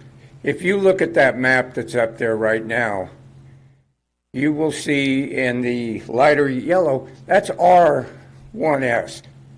It covers basically 3/4 of this proposed development. To fit in there correctly, the city council, which I believe correctly decided it should stay R1S. And I don't care how you add up the square footage in there, the numbers don't quite mix. If you are required a minimum of 10% to apply for this PUD. If I take 20.8, which is what this is advertised at, and do the math, 2 acres doesn't make 10%. Sure, it's close, but that rule actually says a minimum of 10%. So it doesn't say maybe some here, maybe some there. And I'm reading from requested exemptions. It says the applicant is requesting this project to follow single-family R1 for the bulk and placement standards for all phases of this PUD and subdivision. The applicant is also proposing a modification of road standards as depicted in the preliminary plat for Meadow Grove. The City Council already said no R1. They were very clear, they were very direct about it. But here's our engineers and developer trying to circumvent their decision. They are the folks that we elected here in this city to represent us. Their word should be final. But again, we got developers trying to figure loopholes and get wiggle room around things. This isn't correct. It's not right. And I would encourage you folks to turn down this PUD and this particular development at this point, because it's supposed to be R1S, and that's what it should remain. Thank you. Thank you, Mr. Flowers.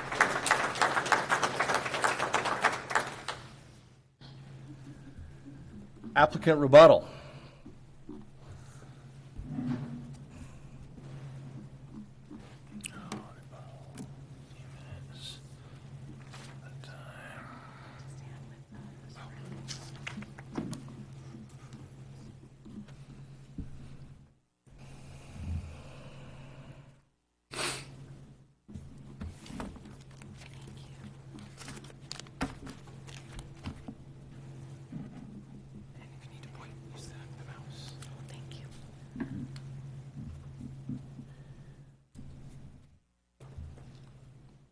Commissioners, thank you for the rebuttal. It is always difficult to be the last person to try and develop in an area. People have moved in that area, and even though they forget developers developed it for them at some point, they're now in there and they're living there. And so along comes a developer, and people have their conceived notions of what the neighborhood should look like or how it should remain. But certainly what we are requesting tonight is not inconsistent with an R1S. And so what we've heard tonight, I'm going to try and summarize it. You've heard many statements, and I certainly understand that people here tonight feel passionate for it, although thank you, Mr. Flowers, for the kind words. It really does boil down to several points that they're consistent on. And one is you should honor what City Council did, because they said they wanted to see R1S, which is more consistent with the Meadows. But I would remind you, Commissioners, that R1S allows for a PUD, and that was not in front of Council. So in coming before you today for a PUD approval, the developer has not pulled any sneaky trick. He has not done anything underhanded, nor has he disrespected City Council. What he has done is he has taken something that is allowed in R1S, he listened to the public comment, and he heard that people wanted this to transition closer to what was in the Meadows, and yet he still has looked at what surrounds that area. So if you look at the Meadows, surrounding it to the west are the Meadows lots, which not every one of those are an acre, by the way. I went through those and looked at those. Many of them are half acres under the PUDs that were approved. Guys, hold your comment. Let's let her finish. And they are correct. That was in the later PUD that was approved in conjunction with the Meadows. So you have half-acre lots down in this area. Then you get up in here and you do have your 1 acre lots. Up here you do not have half-acre lots. nor 1 acre lots. So when you look at this west subdivision, which seemed to be what the council gave the most weight to, you have a mixed amount of different sized lots. Then you get south here, and even though it's not showing on this map, this is all R1 and is smaller lots and is consistent with what is being proposed on this southeast edge. On the north edge around the border, all of which is fenced out and really not visible from the meadows because of the existing fencing there, which no one's ever really mentioned that in prior public hearings, are those larger lots that the developer is proposing to transition in. And so,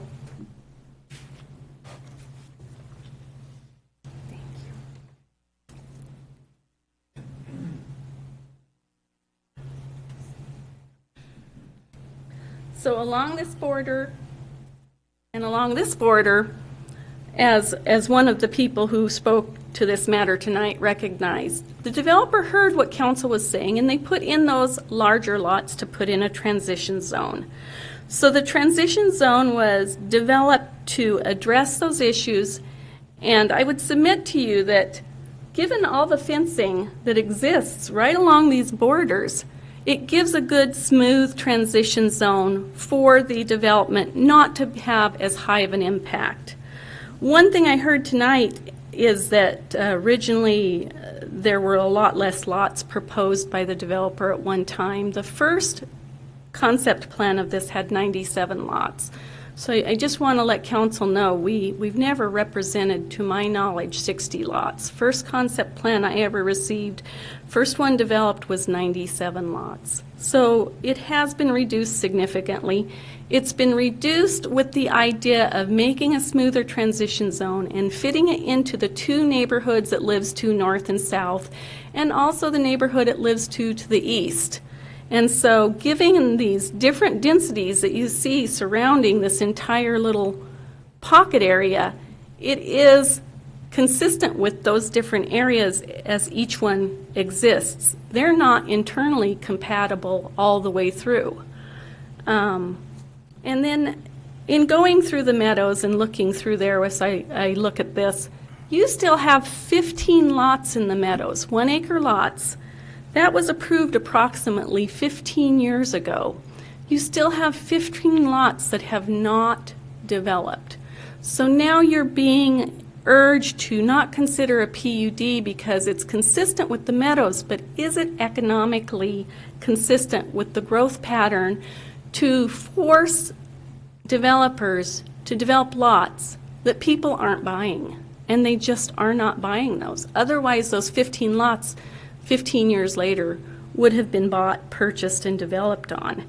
And the fact that realtors are testifying today, realtors may have an economic interest in our overall market, but they don't have any specific interest in seeing this approved or disapproved. They probably have the same interest as anyone else of bringing matters to your attention that should weigh on your decision.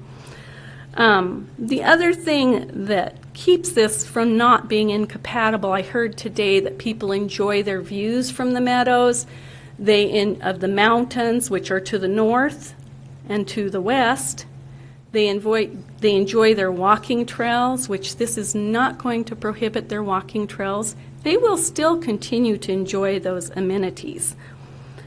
So it doesn't detract from the meadows amenities and is not incompatible in that manner.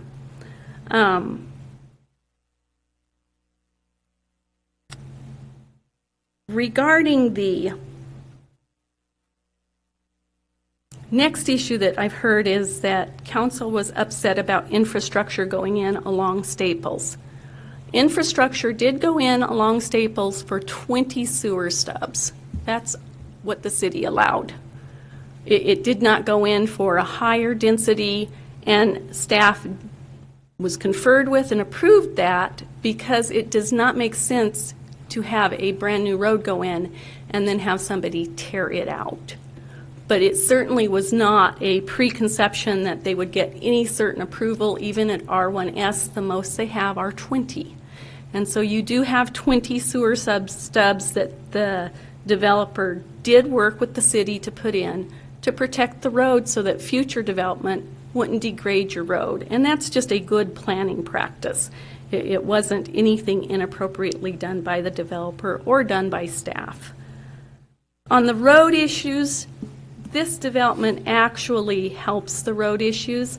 I've heard testimony tonight that we're adding an intersection. We're actually consolidating an intersection at Grange Avenue.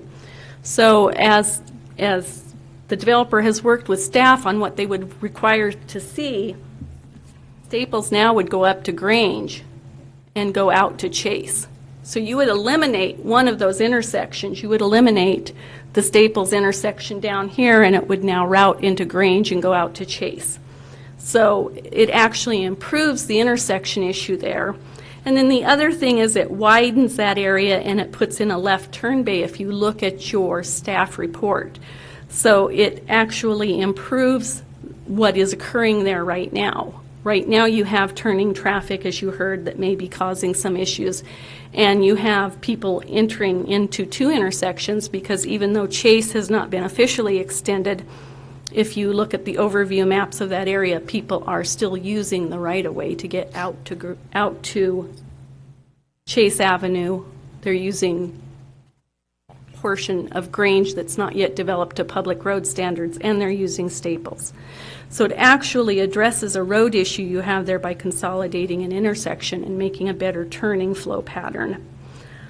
On the demographic target, just so we're clear, this is not being developed like Leisure Park and Coeur d'Alene. The demographic target is 55 and older, but it is not a closed community.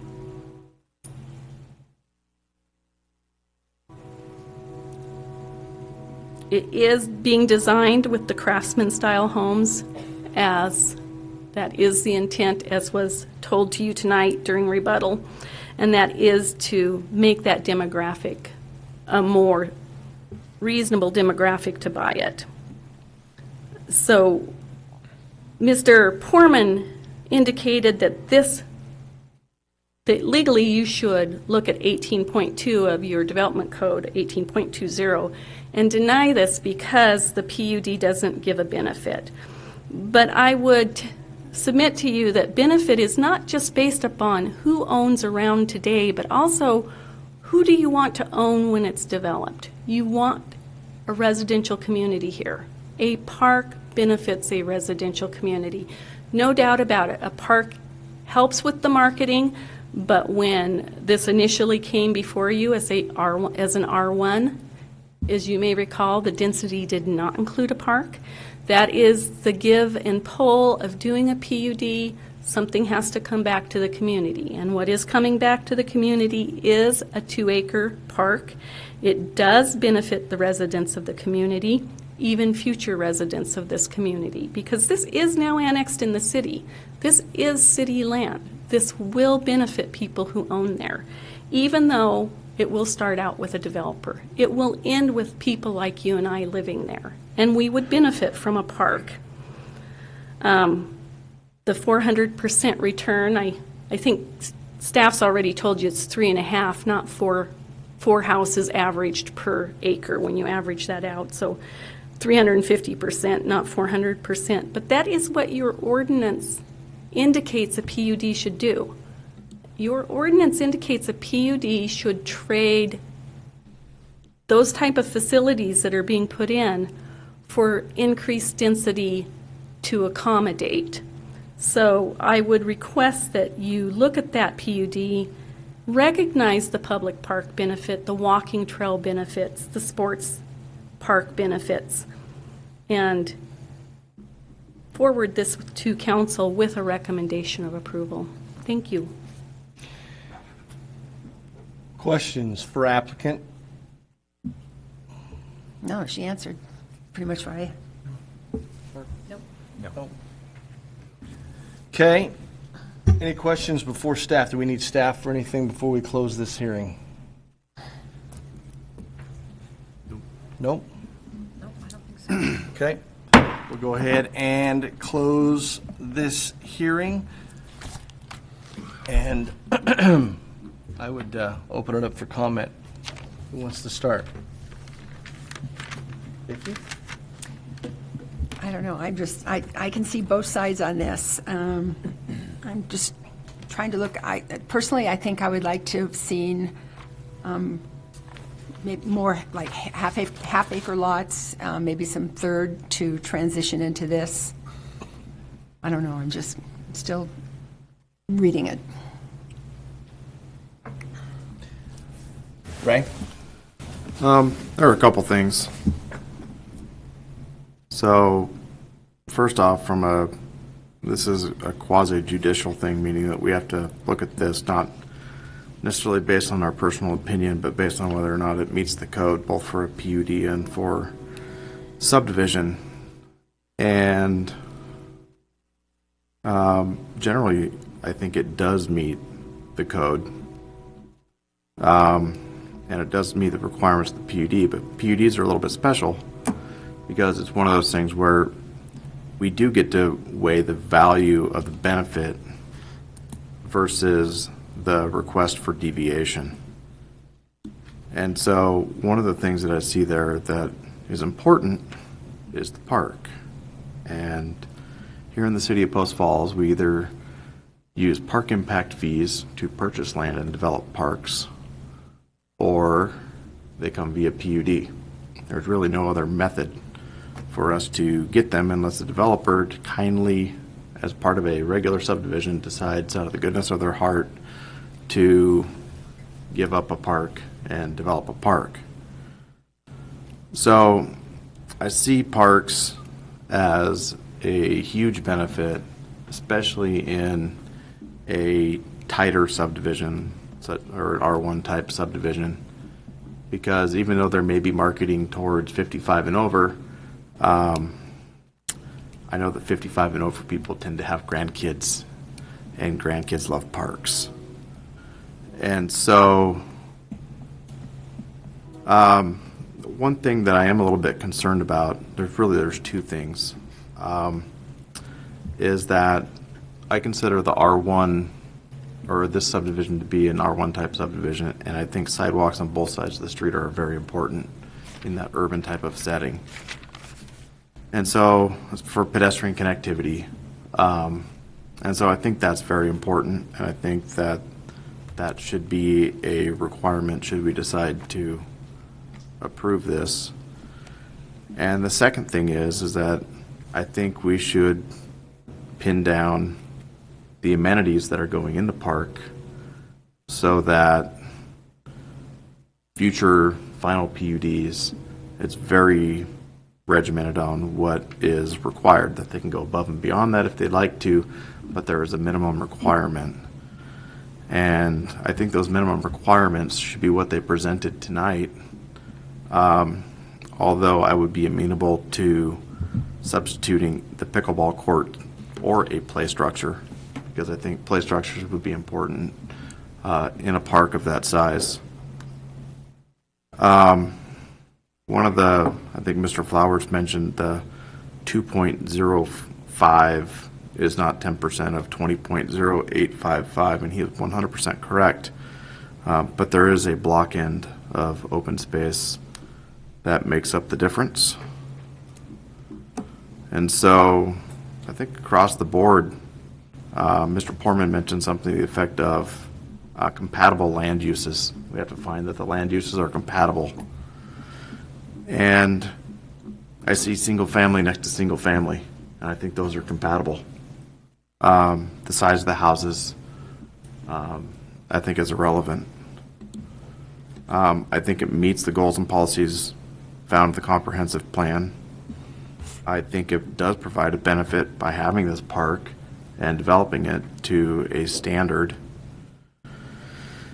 And I believe that they've provided the right-of-ways and all met the requirements of the subdivision ordinance. So I think this is an appropriate subdivision, and I think it's an appropriate land use. And with regards to the city council, they have a shot at this as well. And we're a recommendation board, and we recommend to them based on what we've heard, what's been in the record, and they make the final decision. But in this case, I'm supportive. Mr. Latham? Ooh, I get to go next. So I'm looking at this both ways, kind of on the R1, if it stayed, I'm sorry, R1S. If it stayed R1S, you would have no park. They would all be the estate lots, I guess, if you want to call it that. And looking at this triangular shape, you would have lots that are overlooking Staples. So you would have estate lots that are sitting across the street from the country meadows. And those just would, in fact, take a very long time to probably sell. And the valuation of that land would be maybe lower. I don't know. It's hard telling. Then I look at the PUD. And my issues, I think, with the PUD is that the contractor did a good job. He listened, he put a blend together, but I have a very hard time with the size of those 60-foot wide lots, which are really very, very narrow home plans, which are so radically different and even smaller than what's across the street from the country meadows. So I guess that's the problem I'm having, is that we're talking about two fairly good extremes here. The ideology and the blend of doing a planned unit development is not a bad idea. I think that to the north, along the lots of Grange Avenue, the width of the lots proposed are wide and they blend well, but the ones to the west don't. And so I guess I'm not sold on it at this point, because I did hear what the city council had to say, and I think their intent is that they're not against a PUD, but their intent is that they were looking for something that's more of the tone or the style of the suburban R1 suburban. So I guess if you could coin it a suburban PUD, whatever that is, maybe that's what was going through their mind, but that's my take on it. So I really see both sides on that. Nancy? Okay, well, I agree with Mark in as much that I think that the intent of the city council wasn't necessarily to eliminate the idea of a PUD, but to simply open it up for larger lots, maybe not as high density or not as large as the R1S being an acre, but something that conforms a little bit more. I wouldn't even completely be opposed to third acre lots, but I just really feel that some of these lots are far too small for the area. And so I am not in favor of this PUD. Okay. That is the joy of this process, is that they initially came forth, we approved it, we put it to city council changed it, and so they had the opportunity and the right to be able to come out to make adjustments and to bring it back again, and it will go before city again. So as a board of appointed volunteers, we are just simply looking at comprehensive plans and trying to eliminate emotion and where we live and make sure that we make the right decision. But again, this is going forward to city council for ultimate decision. So that being said, whoever would like to jump in and make a motion, we will go from there.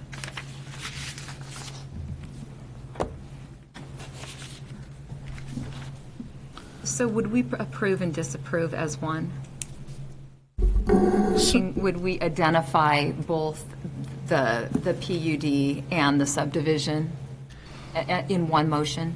So if you're, based on your deliberation, I'm assuming your motion is going to be to deny the PUD. Yes. If you're denying the PUD, the subdivision can't go forward. Okay. Because it doesn't meet the requirements of the subdivision code. Okay. So you could make a motion on the PUD, see how that goes. Okay. And then from there, we can move to the subdivision. Okay, thank you. That was my question. Thank you. So I will move to recommend disapproval of Meadows Grove preliminary PUD P-17-02 because it is not in conformance with an R1S which it is zoned at this time. I second. Been motioned and seconded. Call for a vote. Kimball, No? Latham, Yes. Carey, Yes. Hamby, Yes. Davis. No. Okay, it moves on to City Council. Warren, would it be appropriate for us to make a, I mean, if that, does it go on to city council now that without, or does the subdivision go on? So How they're does that sort of work? part and parcel. This is kind of an interesting process because you're denying the PUD. You can't approve the subdivision because it doesn't comply with the PUD. So inherent in the denial of the PUD, you've denied the subdivision. Both of them will go to council. Okay, They'll make a decision based on the record that was created here tonight. okay, So if they say that they believe that the PUD meets the requirements of the code, then they can move on and look at the subdivision as well. okay. Okay. All right. Can we take a recess? I was going to say, let's go ahead and take a quick 5-minute recess. All right.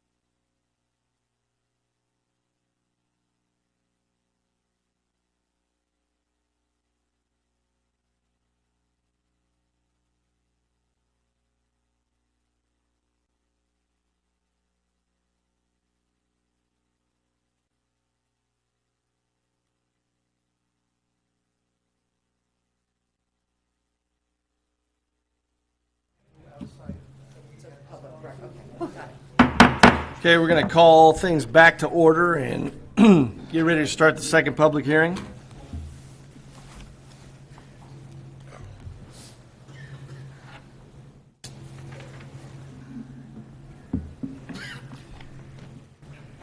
I'm going to excuse myself for this one.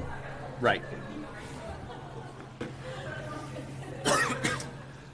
All right, so second public hearing this evening is Riverview Edition Zone Change File Number ZC-17-03.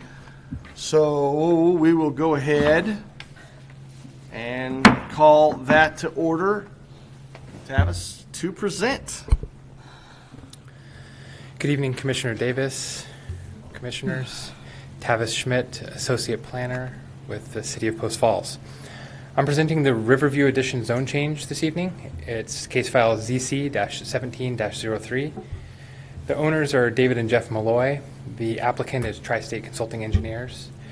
And the requested action this evening is the Planning and Zoning Commission is being asked to review the proposed zone change from industrial zoning to a high-density multifamily residential R3 zone. The project is located, as shown in the red cross-hatching here. So it is west of Greens Ferry Road. It is on East Coeur d'Alene Avenue, south of the railroad tracks, west of the Post Falls Post Office. So it's about 820 feet west of the intersection of East Coeur d'Alene Avenue and North Greens Ferry Road.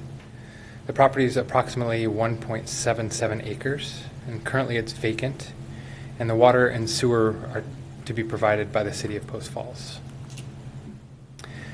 This map shows the existing zoning. The project proposal is in the dark cross-hatching. It's a super light gray. Here, this is the post office site here, and then if you go north of the railroad tracks, a lot of the properties that front Celtice are also zoned industrial. We have to the east, the Potlatch property is this dark gray is a heavy industrial. And then adjacent to the property, we've got some R2 and R3 zoning here, and this is a medium and high density residential there along 3rd Avenue, along Coeur d'Alene, and even along Greens Ferry. The Public Services Department staff found this proposal to be consistent with the goals and policies found within the comprehensive plan. The proposal is consistent with the future land use map. Currently, with the industrial zoning, it is not consistent with the future land use map, and I'll show that in a moment. The proposed zoning is compatible with the surrounding environment, and the proposed zoning is also compatible with the adjoining street classification. Coeur d'Alene Avenue is classified as a local roadway. Greens Ferry Road is a minor arterial. This shows the future land use map. Again, the project project site is in the dark cross-hatching there. The red is commercial, purple is industrial, and the yellow is residential. Green is parks, open space, governmental, institutional properties. So the property is zoned industrial, but has a future land use designation of residential. So there's some inconsistencies there. Within the municipal code, there's some zone change review criteria. The first one, zoning is assigned following consideration of such items as street classifications, traffic patterns, existing development, future land uses, community plans, and any geographic or natural features. As stated before, this is appropriate as far as the street classifications, the existing development. There's R2 and R3 development in the area, and this is proposing R3 zoning. Commercial and high-density residential zoning is typically assigned along streets with a higher road classification. This is about a block and a half off of Greens Ferry Road. It's a block north of 3rd Avenue, and so both of those are higher road classifications of arterials. Limited or neighborhood commercial and lower density residential zoning is typically assigned for properties as they proceed farther away from the higher intensity urban activity. This project proposal site is immediately adjacent to the Post Falls post office. It's right there in the kind of the middle of everything. We've got high and medium density residential there. It's not too far away from the commercial corridor of Celtice. And so we've got the high intensity urban activity in the immediate vicinity. Public services staff comments regarding transportation is that the change from industrial to high-density multifamily residential would not change the findings or recommendations of the Post Falls Transportation Master Plan. Regarding water reclamation, existing sewer infrastructure is located adjacent to the subject property, and the proposed zone change is not going to have any anticipated impacts to the city's water reclamation system. Regarding domestic water, existing water infrastructure is located adjacent to the subject property, and the proposed zone change is not anticipated to have any significant impact to the city's water system. We received no comments from outside agencies. And then this is just a summary of the zone change review criteria here for any discussion. At this time, I'll stand for any questions or comments. Questions for No. staff? None? One of the things that I read in the staff report was there were some concerns on traffic, and I saw they had some pictures in there that were kind of pretty telling about but you're saying that you think that because if it were apartments, they'd be right on that road, wouldn't it? I mean, right off that road, and it looks like it's just full of people are just parked all over that street. There's no concern with that at all? So I can comment from a like planning perspective. Okay. And if we need further, I can ask an engineer, one of the engineers to come up. So where those pictures were taken are down further west on Coeur d'Alene Avenue along this area right there. And so that development is developed in that way. There is parking. I've driven down there. There are a lot of cars on the street and things. With this proposed project, they do have minimum off-street parking standards that would be required for anything that they would do. And so they have to meet that. The existing development also has to meet that as well. So there's some balances that have to happen there. So it kind of just depends on how if the zone change is approved, how the project would develop. Okay, and so that would kind of be for a future meeting is kind of what you're saying, really, as far as what it actually is going to look like. Yeah, so there'll be a site plan review process with that, and staff will review and make sure that there's enough off-street parking requirements are met.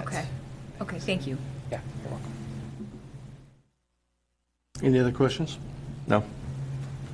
Okay, thank you. Applicant. Good evening, Mr. Chairman and fellow commissioners.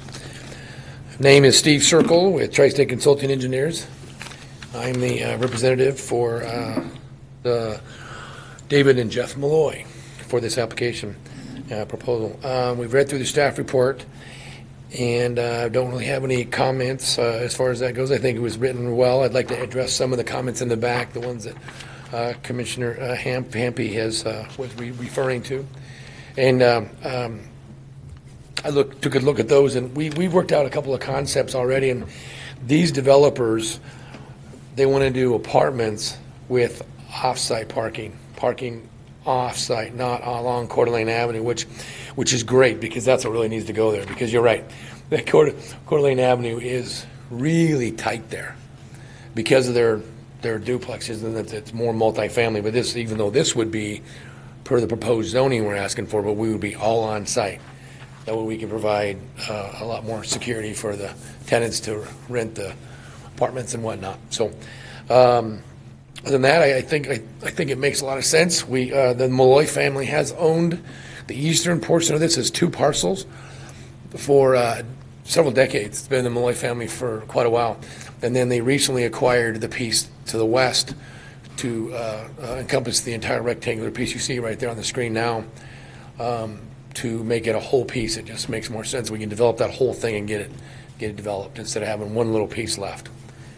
So with that, I ask Stan for any questions you may have of me. Is it currently vacant? Yes, undeveloped. Okay. And when you said off-site, you meant off-street? Off-street, yeah. On-site. On-site, off-street, okay. Off public road right away, how's that? Thank you. Yeah. Questions for applicant? No. It's No, good? Nope. no. Okay. Thank you. Thank you. Public comment. We have one in favor and one in opposition. Okay? Would you like both of them? I'll take them both. Take whatever you have. And I'll actually trade you.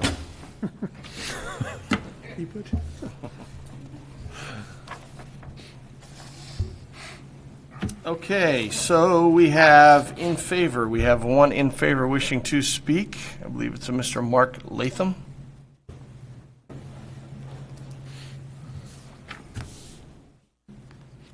Yeah, Mark Latham, 607 East 6th, and I will be quick. I'm just going to touch on two points. I was working with Steve on just some preliminary sketches for this lot, and you know, when I'm an architect and working in Post Falls, it's different than working in other cities. I always consider and think about, do I like this project? Does it fit? Is it going to be good for the town? And I say yes. And my reasons are twofold. First of all, talking about the zone change, which is really what this is about, there's really no industrial left in that area. It's all community commercial services to the north and residential to the south, and it's multifamily or duplex type residential to the south. So I think it's a perfect fit, perfect blend. But the other thing to think about too is changing to multifamily. You look at it within walking distance at the end of Bay Street there and Celtice. You have a bus stop.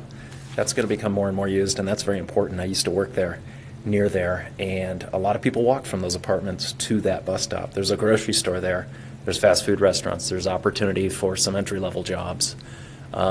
So when you start looking at multifamily zoning over by Cabela's or something like that as compared to an infill multifamily, I think hands down this makes more sense for the kind of people that have an apartment that need to get to the grocery store, get jobs, that may not have a vehicle, things like that, rather than a vehicle-oriented apartment complex out on the outskirts of town. So when I see something like this, I go, wow, that's good. That's what Post Falls needs. Well, the first step is to get the zoning changed, and going from industrial to a multifamily makes an absolute perfect sense to me. So those are my comments. Okay, thank you, Mr. Latham. In opposition, wishing to speak, Mr. Bob Flowers.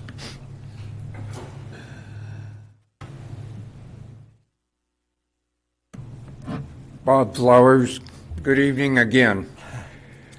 I wasn't going to speak on this subject till I drove down that street this evening on my way here. And what I saw was absolute insanity. I live on a home was designed with 40-foot streets, so this mess that's going on down there. And I respect that the developer is wanting to maximize his profit on this. I can't honestly think. I was asked by somebody from the building department today, what else could be put there? And I couldn't really think of anything else that would even come close. My problem is that it's a definite safety concern. They say they're going to have on-premise parking rather than on-street parking. Well, this is all well and good, but as we all know, that most apartment complexes have one, maybe two parking places in a little carport area. Where are all these people's friends, relatives, company? Where are they all going to park? They're going to park right there on that street because there's not going to be any place for them in that apartment complex. And to be honest with you, I was lucky to fit my truck down that street tonight. And there was another thing that was kind of interesting. A lot of those people and their driveways are so short, they're parking on the public sidewalks. If I was part of the city, I'd be sending my code enforcement officer down there to start looking at what's going on. But I honestly believe that maybe a CCS zone, a store to handle all those folks that live down there, something like that might fit better than another high-density multifamily units to just add to a problem that's already exists, because it's not going to get better, it's going to get worse by dumping another apartment building there. That's all I have. All right, thank you, Mr. Flowers. Rebuttal, applicant? The record again, Steve Circle with Tri-State Consulting. Thank you, Mr. Flowers, for your comments. I think that it can go without, I think it should be noted that if the developer wanted to maximize the profit, he would continue to do what Coeur d'Alene Avenue has already done and was approved years ago to do. By doing it, maybe 2 or 3 apartment structure complexes and having all on-site parking is a more responsible way to do it and a safer way to do it than relying on the parking along Coeur d'Alene Street, Coeur d'Alene Avenue. So I don't agree with Mr. Flowers on that. I do understand that it's tight driving through there, and that's not what we're trying to do here. He's referring to our development, which is nothing like the development to the west of us. We don't plan on doing that. That's why, through my testimony, I'm stating that's what we plan on doing. With that said, I'd answer any questions you may have. Questions? No. None. Thank you. Okay. Any questions for staff before we close the hearing? Nope. Okay, go ahead and close the hearing. Open it up for comment. Anyone? Well, I guess I can start since we, I think that the zone change in itself, I mean, it really, it's what's already there. It is a good fit. And really, it's even, Mr. Flowers brought up a good point. What else are you going to really put there? I don't think R1 is going to fly too well. So I just do have a concern about the traffic, the on-street parking, what that is causing in that area. It really, I haven't driven down there, but from the photos, it really does look like it's probably an issue. And I would hate to compound that issue.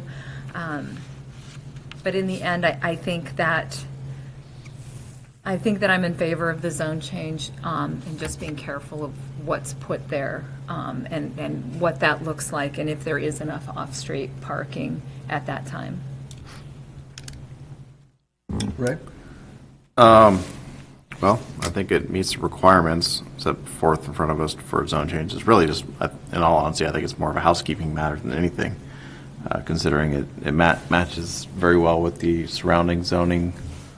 And, you know, with regards to parking, there's a couple of schools of thought on that. Narrow streets and on-street parking can be, especially in residential areas, can be really good.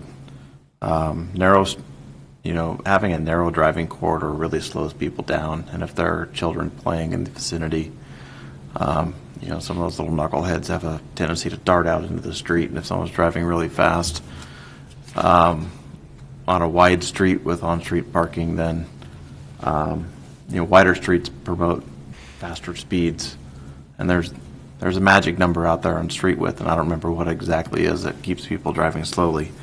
But on-street parking does actually tend to slow people down and makes for safer residential streets. That said, I know how frustrating it can be to not have room for your guests. But that doesn't really have anything to do with the zoning here, and I think it's more of a housekeeping issue. It meets with the requirements, it meets the comp plan, it meets the comp plan map, and R3 makes sense. Vicky Jo? I also think it fits well. To me, it's a logical thing to do, and I think that they've taken into consideration what they can do to help with the parking and have the on-site parking, which would be very important there. But I do think it's a good fit. Okay, that being said, I would entertain a motion. Let's see, I will try this. I move to recommend approval of Riverview Edition File ZC-17-03, finding it as consistent with the comprehensive plan and the zoning code, and adopting the findings and conclusions, and I think it was 1 through 5. I can't get my computer. Is it? It is. It is 1 through 5, contained in the staff report with the zoning designation of high-density multifamily residential R3. Second that motion.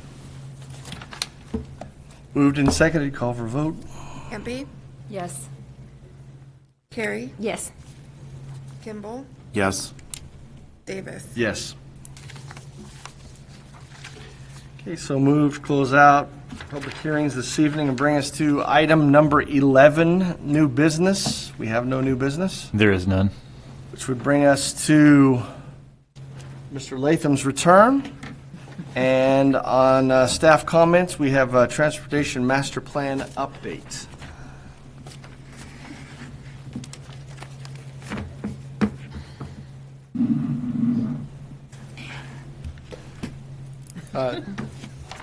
Chairman Davis, Commission members, a few weeks ago, we had a proposed joint workshop between the Planning and Zoning Commission and City Council to review the Transportation Master Plan. Through some communication errors, the City Council, or the Planning and Zoning Commission wasn't invited to that workshop.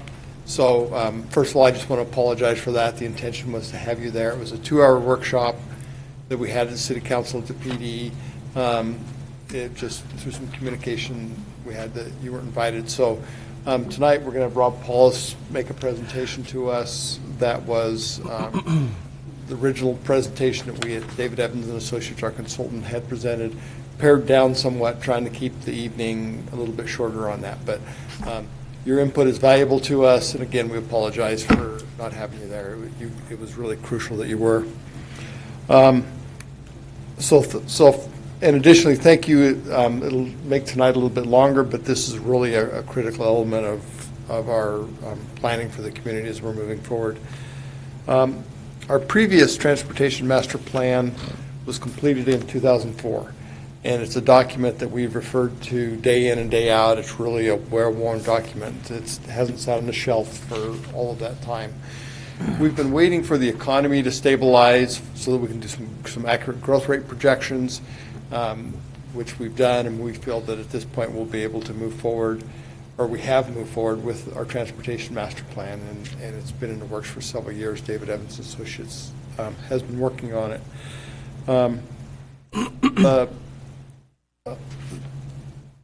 The plan has served us well. It's our intent now to update the plan, though, every 5 years with the growth patterns that are going on in the community and how they're changing throughout the area. Probably about every 5 years is appropriate for us to update those master plans. And so that's, you'll be seeing them on a more frequent basis from now on out. The purpose of the plan is to project the community's transportation needs based upon growth and the community's desires. And so one of the things that we had done within this Transportation Master Plan that wasn't as emphasized as much in the previous one was that on multimodal, an emphasis on pedestrian, bike, and transit. And so that was a very important element of this transportation plan. Additionally, within the plan, there's the development of a 5, 10, and 20-year capital improvement plan, and that will go forward to help us guide our transportation impact fees, so that we'll probably be trying to update here in the next year. We reviewed our street sections. We reviewed our proposed levels of service throughout the community. But what the plan is not is a street maintenance plan. It doesn't talk about when we're going to overlay a road or chip seal a road. It's really about adding capacity and safety improvements to the community's transportation system. As we move forward and update all of our infrastructure plans, whether it's transportation, our utility plans, our park plans, one of the things that's really important that we keep in mind is that the community's growth projections in 2035, the first Post Falls to be in that 90,000 population range. That's less than 18 years. So that is why it's important that we're doing these plans, that we're adopting the plans, and looking at them every 5 years to make sure that we're on target with where the community is growing, what the needs are, and maybe what even the changing values of the community are becoming. So with that, I'd like to turn it over to Rob, and Rob will run through the presentation for us this evening. Thank you.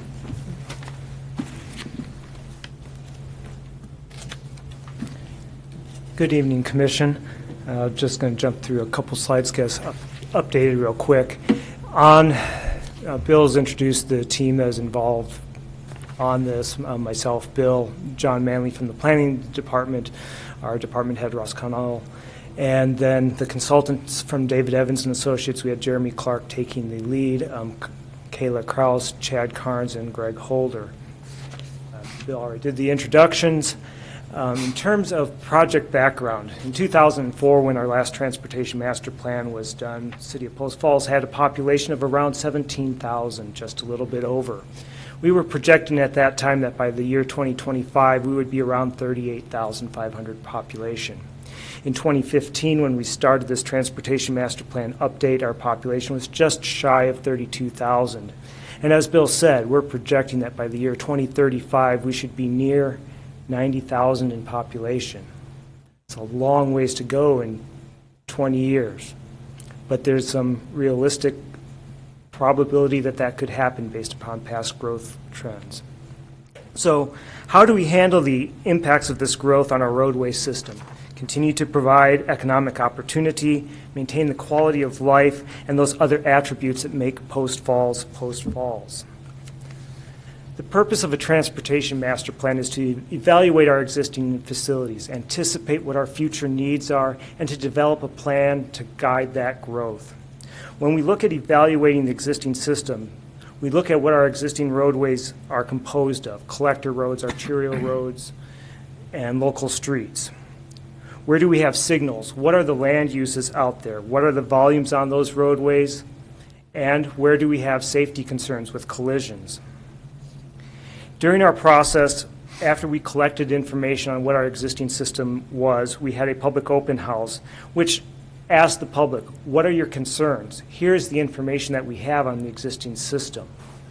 We then took that information and we put it in and took a look at our future land use model and took a look at the model that the Kootenai Metropolitan Planning Organization has.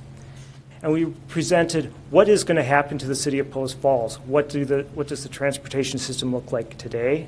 What does it look like in 2020, 2025, and 2035 if we continue to grow towards that 90,000 and we do nothing? And ask the public, what are your priorities? Where do you think we should be addressing these issues, and how should we make that system look? Now, from that, we then put together a draft capital improvement plan. Initially, when we were looking at it, we had close to $7.5 million worth of improvements just to be done between now and 2020. One of the things we wanted to do was try to keep our impact fees as close to existing levels as possible, whittle down those projects, try not to overbuild projects. And we were able to get the project list down to about $3.8 million. As Bill mentioned in our transportation master plan, one of the new focuses is an enhanced focus on pedestrian facilities.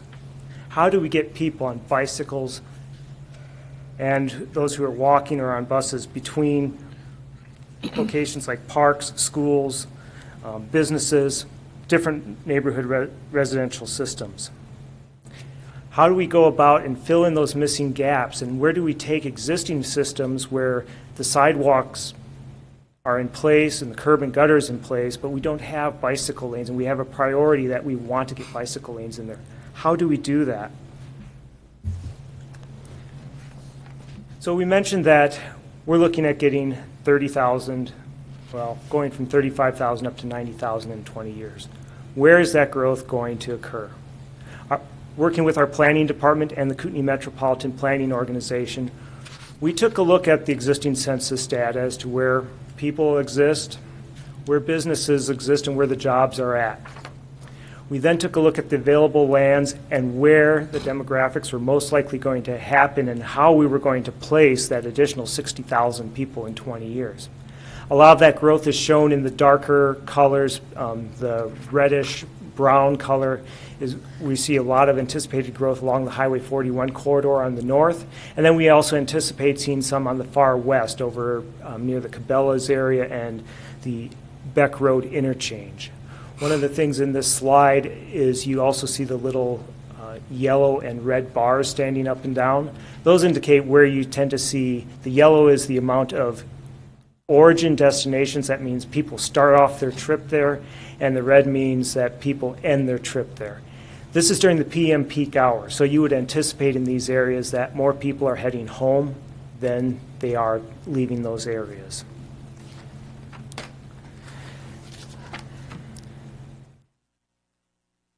Now, once we took the model and we put this growth in there, we then ran it through the transportation model. The Kootenai Metropolitan Planning Organization has a regional model.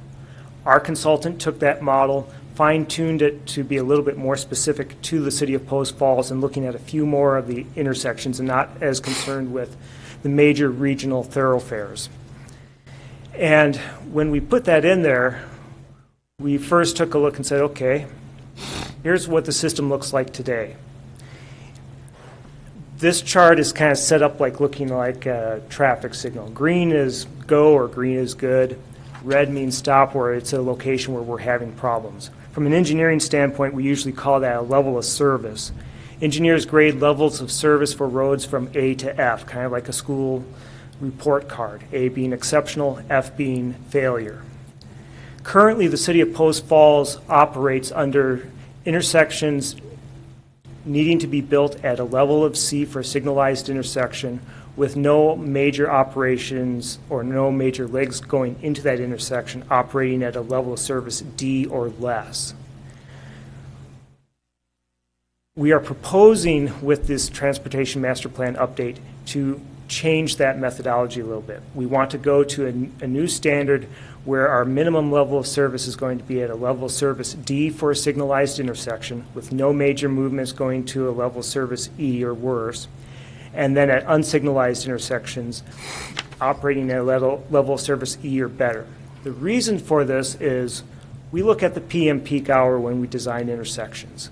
If we're designing all the time to level of service C or better, we tend to overbuild those intersections for a good 20 hours of the day, because you have the 2 hours of that peak movement in the morning and then about 2 hours in the peak hour time frame in the evening. When we go to 2020 with our projected build areas, I'm going to actually flip back to 2014 once again.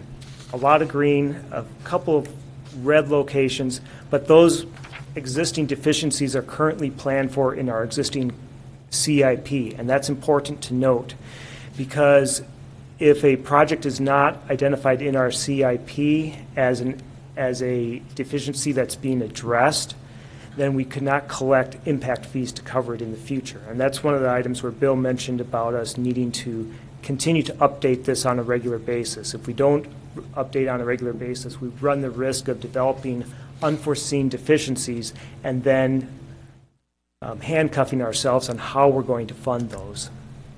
When we get to 2020, we start to see a few red intersections, some still in the downtown corridor, but more showing up along the Highway 41 corridor and along 12th Avenue if we build nothing else.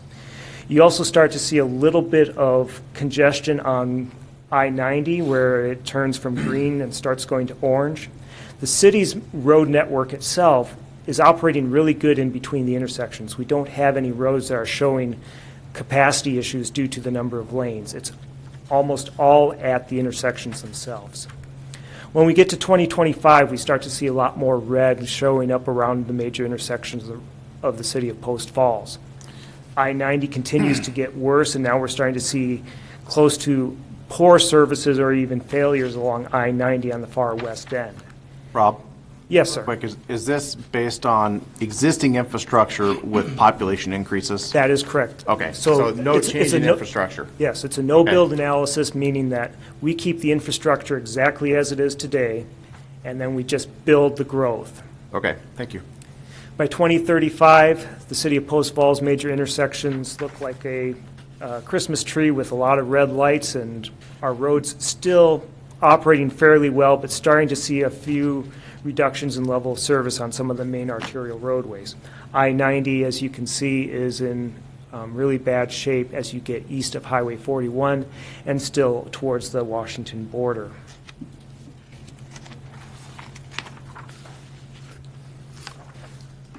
So we start to look at how are we going to correct those problems, and what do we need to get to those acceptable levels of service.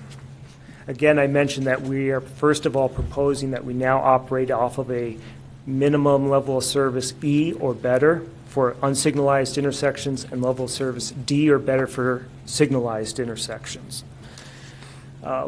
We took a look at the context of intersection improvements. In our repertoire, we have a toolbox. We have two-way stop control, uncontrolled intersections, four-way stop, traffic signals, roundabouts. You can also get into bridge overpasses and interchanges. That doesn't affect how we operate our City of Post Falls too much. We're more in the signals, roundabouts, or less. But you have to take into consideration the environmental context before you look at any type of improvement at a location. Sometimes a roundabout will fit well and operate well, but it may have negative impacts as far as the ability to move multimodal traffic in the area, pedestrians and bicyclists.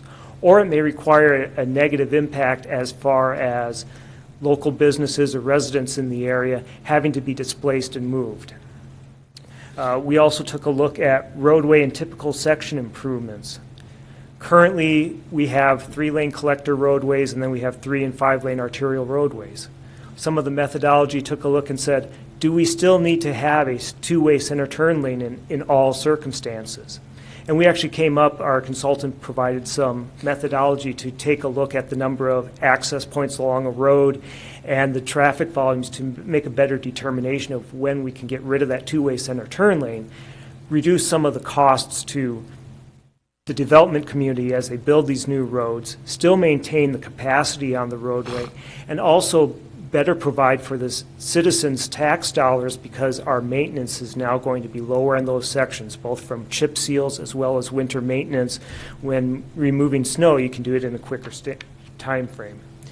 We also took a look at funding considerations. The road widths come into those funding considerations, and also when we look at roadway classifications, our impact fee dollars can be utilized on any road within the city. But when we get to grant dollars, especially when it's federal aid grant or state aid grant, that can only be utilized on functionally classified roadways of collector, arterial, or higher. You can't use it on residential streets or local business streets. We put together a capital improvement plan where we took a look at those operational deficiencies. We first said, okay, if we addressed each of those needs in 2020, 2025, and 2035, what would those projects look like? I mentioned earlier that we were looking between now and 2020 at over $7.5 million worth of improvements. That didn't financially work with what we anticipated for income coming in from impact fees if we were to keep it near the same levels today. That's good because we refine what we're doing and make sure we're not overbuilding the system. It also gets us to be creative in taking a look at, if we make an improvement, here we've got at the intersection of Spokane Street and 15th Avenue is that dot with the red up near the top, S54. If we put a traffic signal at that location, what is its impact on other intersections in that area as well? Sometimes you can make an improvement in one place and it will solve more of a system-wide improvement and impact a number of locations so you don't have to do as many projects, saving money. You also have to be careful when you do that. If you put the wrong project in the wrong location, you could cause problems in other areas, increasing delay or safety problems. There's also the consideration of safety improvements. Safety, when we look at our system overall, is pretty good in the City of Post Falls.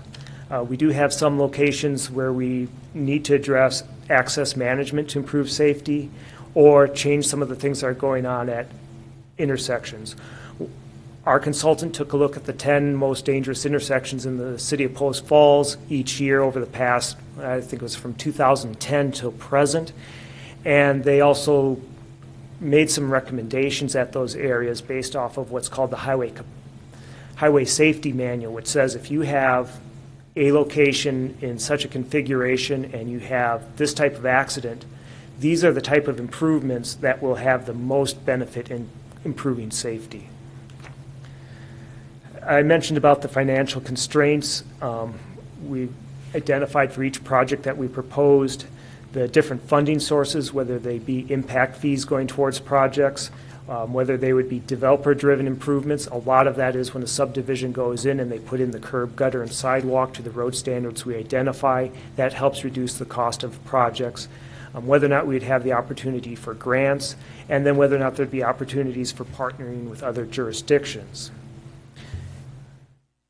We then took and adjusted our CIP to match what we were anticipating for impact fee dollars for 2020 and 2025, but we did not carry that beyond 2025, though we identified projects, because currently the Idaho Transportation Department is doing a lot of work looking at the I-90 corridor, and there could be some significant revisions to what they're doing as far as access to the city of Post Falls. There's also the potential of the Hutter bypass, which is identified on the Kootenai Metropolitan Planning Organization's long-term plan as being in place somewhere between 2030 to 2035. We think that from a staff level, it's better to wait until the next master plan update to get a better view as to how those items are going on, and then to refine those longer-term projects when we have a better idea of what the larger jurisdictions are doing with ITD. Taking a look at capital improvement projects for the year 2020. This is just a quick snippet which gives us an idea of, one, where the projects are at, gives us a feel for the relative cost level of those improvements, and then also whether or not it has multimodal elements to it, or there's participating jurisdictions, safety improvements. Within the master plan itself, there would be an accompanying sheet which would list what the estimated cost of each of those projects are, and a description of what they would be. Between now and 2020, there's, as mentioned earlier, about $3.8 million of improvements. A lot of those are in the downtown core area. Let's see. So more in this box here. We've got traffic signalization going in at Celtice Way and Henry Street, and then Spokane Street and Mullen Avenue. Those are part of a grant project that we have in place and is scheduled for construction in 2018. There's a couple of projects I wanted to just identify which are railroad related. On the UP line at the Spokane Street crossing and Grange Avenue, those are being done by the Idaho Transportation Department, and I actually got an update today that those are anticipated to go in either late September or early October of this year to put in gates and lights. And then the city has a project over here which does a number of multimodal improvements on Chase Road, and that's also a grant-funded project. Out towards the east end of town along Highway 41, there are improvements shown. Most of those are in the gray color, which means those are more development-driven or driven by another entity. The Highway 41 widening is being done by the Idaho Transportation Department. The city's participation in that, you see the yellow dot near the top end of that, that's Hope Avenue. A traffic signal is going in there. Part of the cost of that signal would be done by neighboring Tullamore Subdivision, who has been paying their fair share towards that signal, and then some of those costs would be by impact fees. 2025, you start to see a lot more focus of the improvements starting to show up in the northeastern part of town. If we are correct on where we anticipate that growth to occur between now and 2025, that kind of makes sense that with most of the growth happening in that area, we should see most of the need for impact-driven projects occurring over there. Rob, am I Yes. reading that right? That as the growth, you anticipate growth in an area, you throw the existing master plan streets in there? Yes. Okay. Into the those go into the model at that Yes. time? Okay. Also in 2025, we had identified that there is a lot of growth that's going to be occurring near the Washington border area.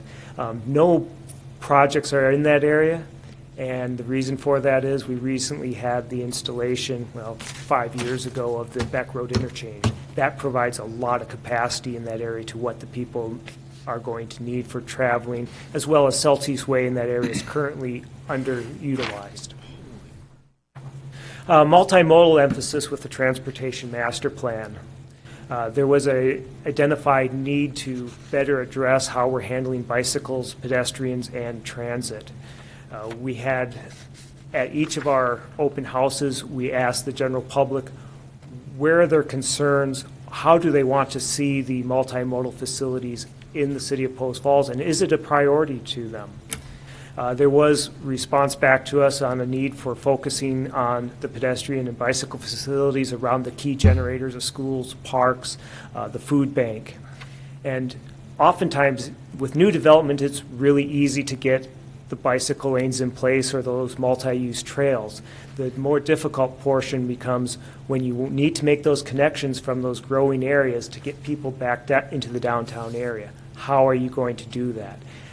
From the conversation we had with our consultant, they provided some different methodologies with changing bicycle or with changing road lanes and looking at some different ways to get those multimodal facilities in there.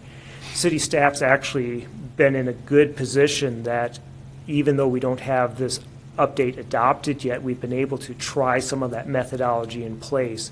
In 2015, the city street department was chip sealing on Poline Avenue between Chase Road and Idaho Street. They were able to take that from a 3-lane road configuration, reduce it down to 2, utilizing the criteria we had in the proposed master plan, and put in bicycle lanes. We got very positive responses from the general public on those bicycle lanes being in place. The following year, or last year in 2016, we followed a similar methodology on Spokane Street from Mullen Avenue up to Poline Avenue. We took an existing 5-lane arterial roadway, it's marked at 35 miles per hour. We reduced the lane widths, kept 5 travel lanes, and was able to get a 5-foot bicycle lane in each direction. We've received no complaints that I'm aware of to the state on those bicycle lanes.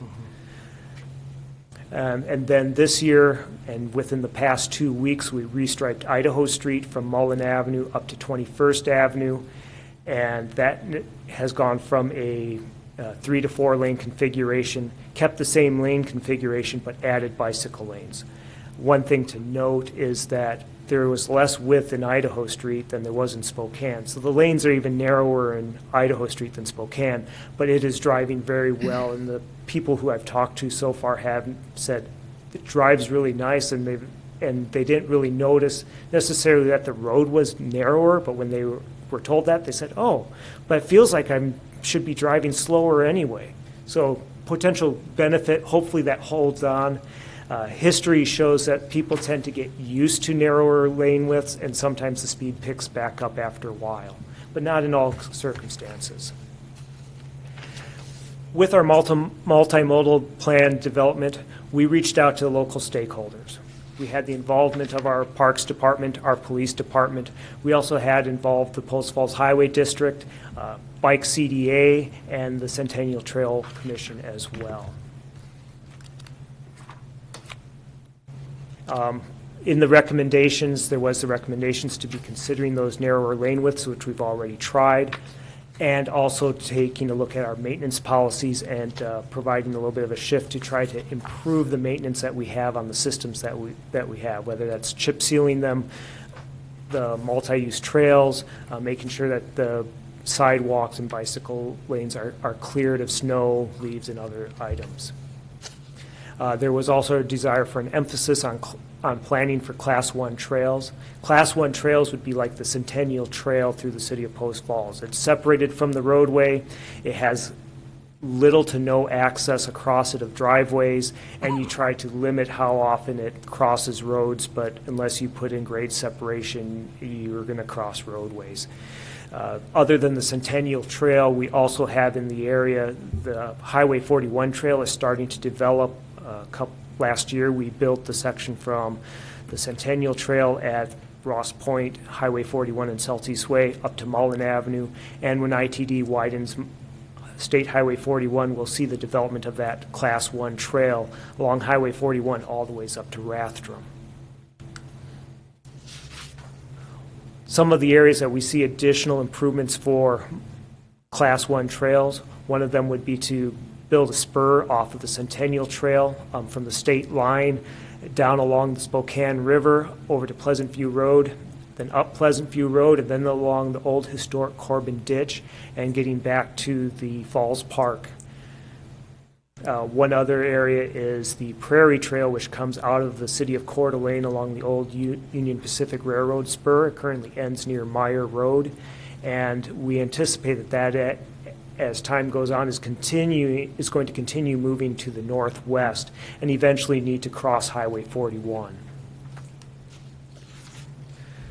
In the multimodal improvement plan, we need to take a look at infill improvements. How do we fill in and prioritize those missing segments that are out there? We've got some places, Mullen Avenue is a popular example, as Polston Avenue, where people try to get to doctors' offices and some of the other commercial uses, and if they're in a wheelchair, they're on sidewalk, and then they have a couple hundred feet of dirt before they get to the next section of sidewalk.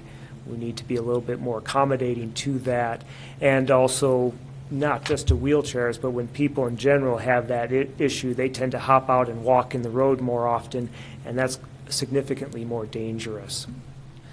Transit routes and amenities. CityLink has recently done what they called a fare analysis, where they were looking at how to make their system more equitable, more reliable. Part of it was also to look at the route and to make sure that they could create a backbone that would better serve the region, both in Coeur d'Alene, Hayden, and the city of Post Falls. In Post Falls, they are, within the next month, making some revisions to their transit route in that they are going to be including a section along 3rd Avenue between Greens Ferry Road and Spokane Street. When CityLink originally got started, there were some stops there. They then got pulled away. Now they're coming back, and they're going to be near the areas of the senior center and the food bank, and then also a site being developed near City Hall. This is a proposal of the major capital improvement projects. In terms of funding, we do not have impact fees that are being collected for multimodal projects, and our streets department has a small fund which they utilize to try to address some projects each year.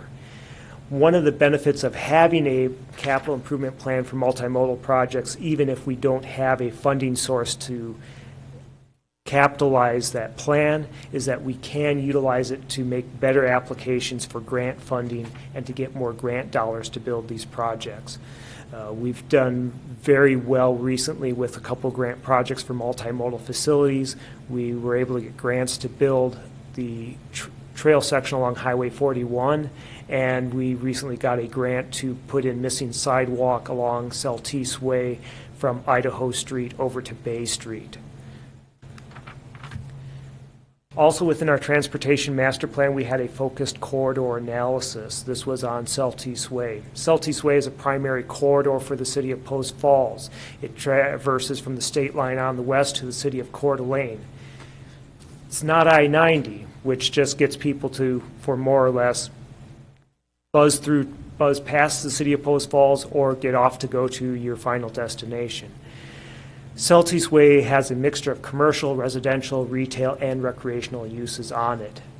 Within the downtown core, the portion between about Empire Center Boulevard, which is where the old movie theater is at, and Idaho Street, we have a significant amount of mixture where people are transitioning between that commuting to work and maybe stopping at the grocery store and getting some milk or getting something at the store before heading home.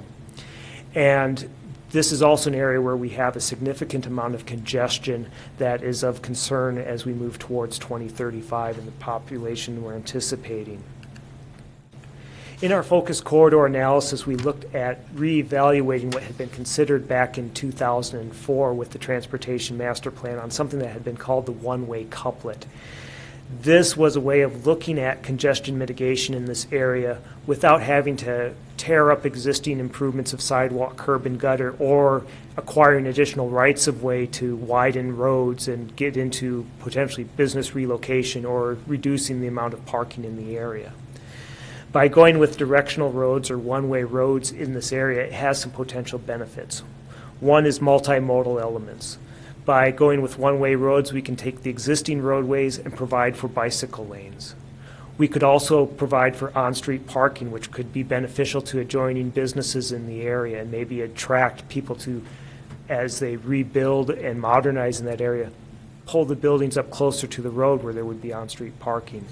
It would also allow for handling the same volume of traffic at a lower speed, which would be more pedestrian-friendly as well as business-friendly.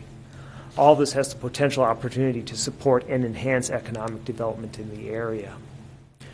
One of the things we noticed in looking at this corridor and the potential for the one-way couplet is a lot of the traffic is coming from the I-90 Spokane Street exit, and they're moving in a northeasterly direction to get to residential areas up in the Foxtail area, Tullamore.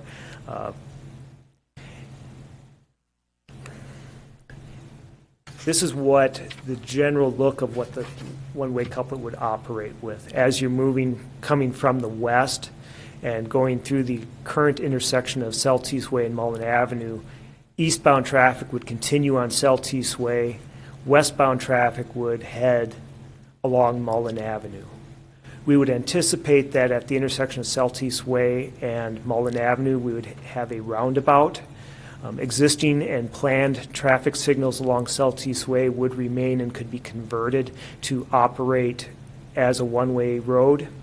At the intersections of Idaho Street with Mullen and Celtice Way, those could be incorporated to have roundabouts at those locations, and within the plan, the planning level designs show that they could work. It's something that in a further analysis would need to be confirmed that the footprint would fit, and whether or not a roundabout is really the best option or if a traffic signal would be the best option. Also, at the intersection of Henry Street and Mullen, there is the anticipation of a roundabout at that location as well to help move traffic and act near that mid-area along with Spokane Street as a way for traffic to cut north and south between the two one-way streets. So moving forward on our transportation master plan, we've conducted 2 public open houses. We've had several workshops with the elected officials, with multimodal stakeholders, with the additional jurisdictions of the Post Falls Highway District and the Idaho Transportation Department. We've got another public open house scheduled for August 23rd, which is 2 weeks from tomorrow, and that'll be here at City Hall in the Rotunda. We'll have a better view and full-size sheets to look at what those projects are and what the costs of those projects are anticipated to be. After that public open house, the comments will be collected and will be put into the final draft document, and then we anticipate coming back to you with a public hearing and seeking your recommendation to City Council of either support or denial of the Transportation Master Plan. Our thought is that we should be able to get that to you in October of this year, and then the following month we would want to go to City Council with a public hearing with them and their consideration of your recommendation and hopefully their adoption of the plan. After City Council would adopt the plan, if they chose to, we would then come back with a capital improvement plan update and then start moving forward on projects, about $3.8 million of projects to be done in the next 3 years. Any comments or questions? A lot of work. Thank you. Yeah, definitely thank you.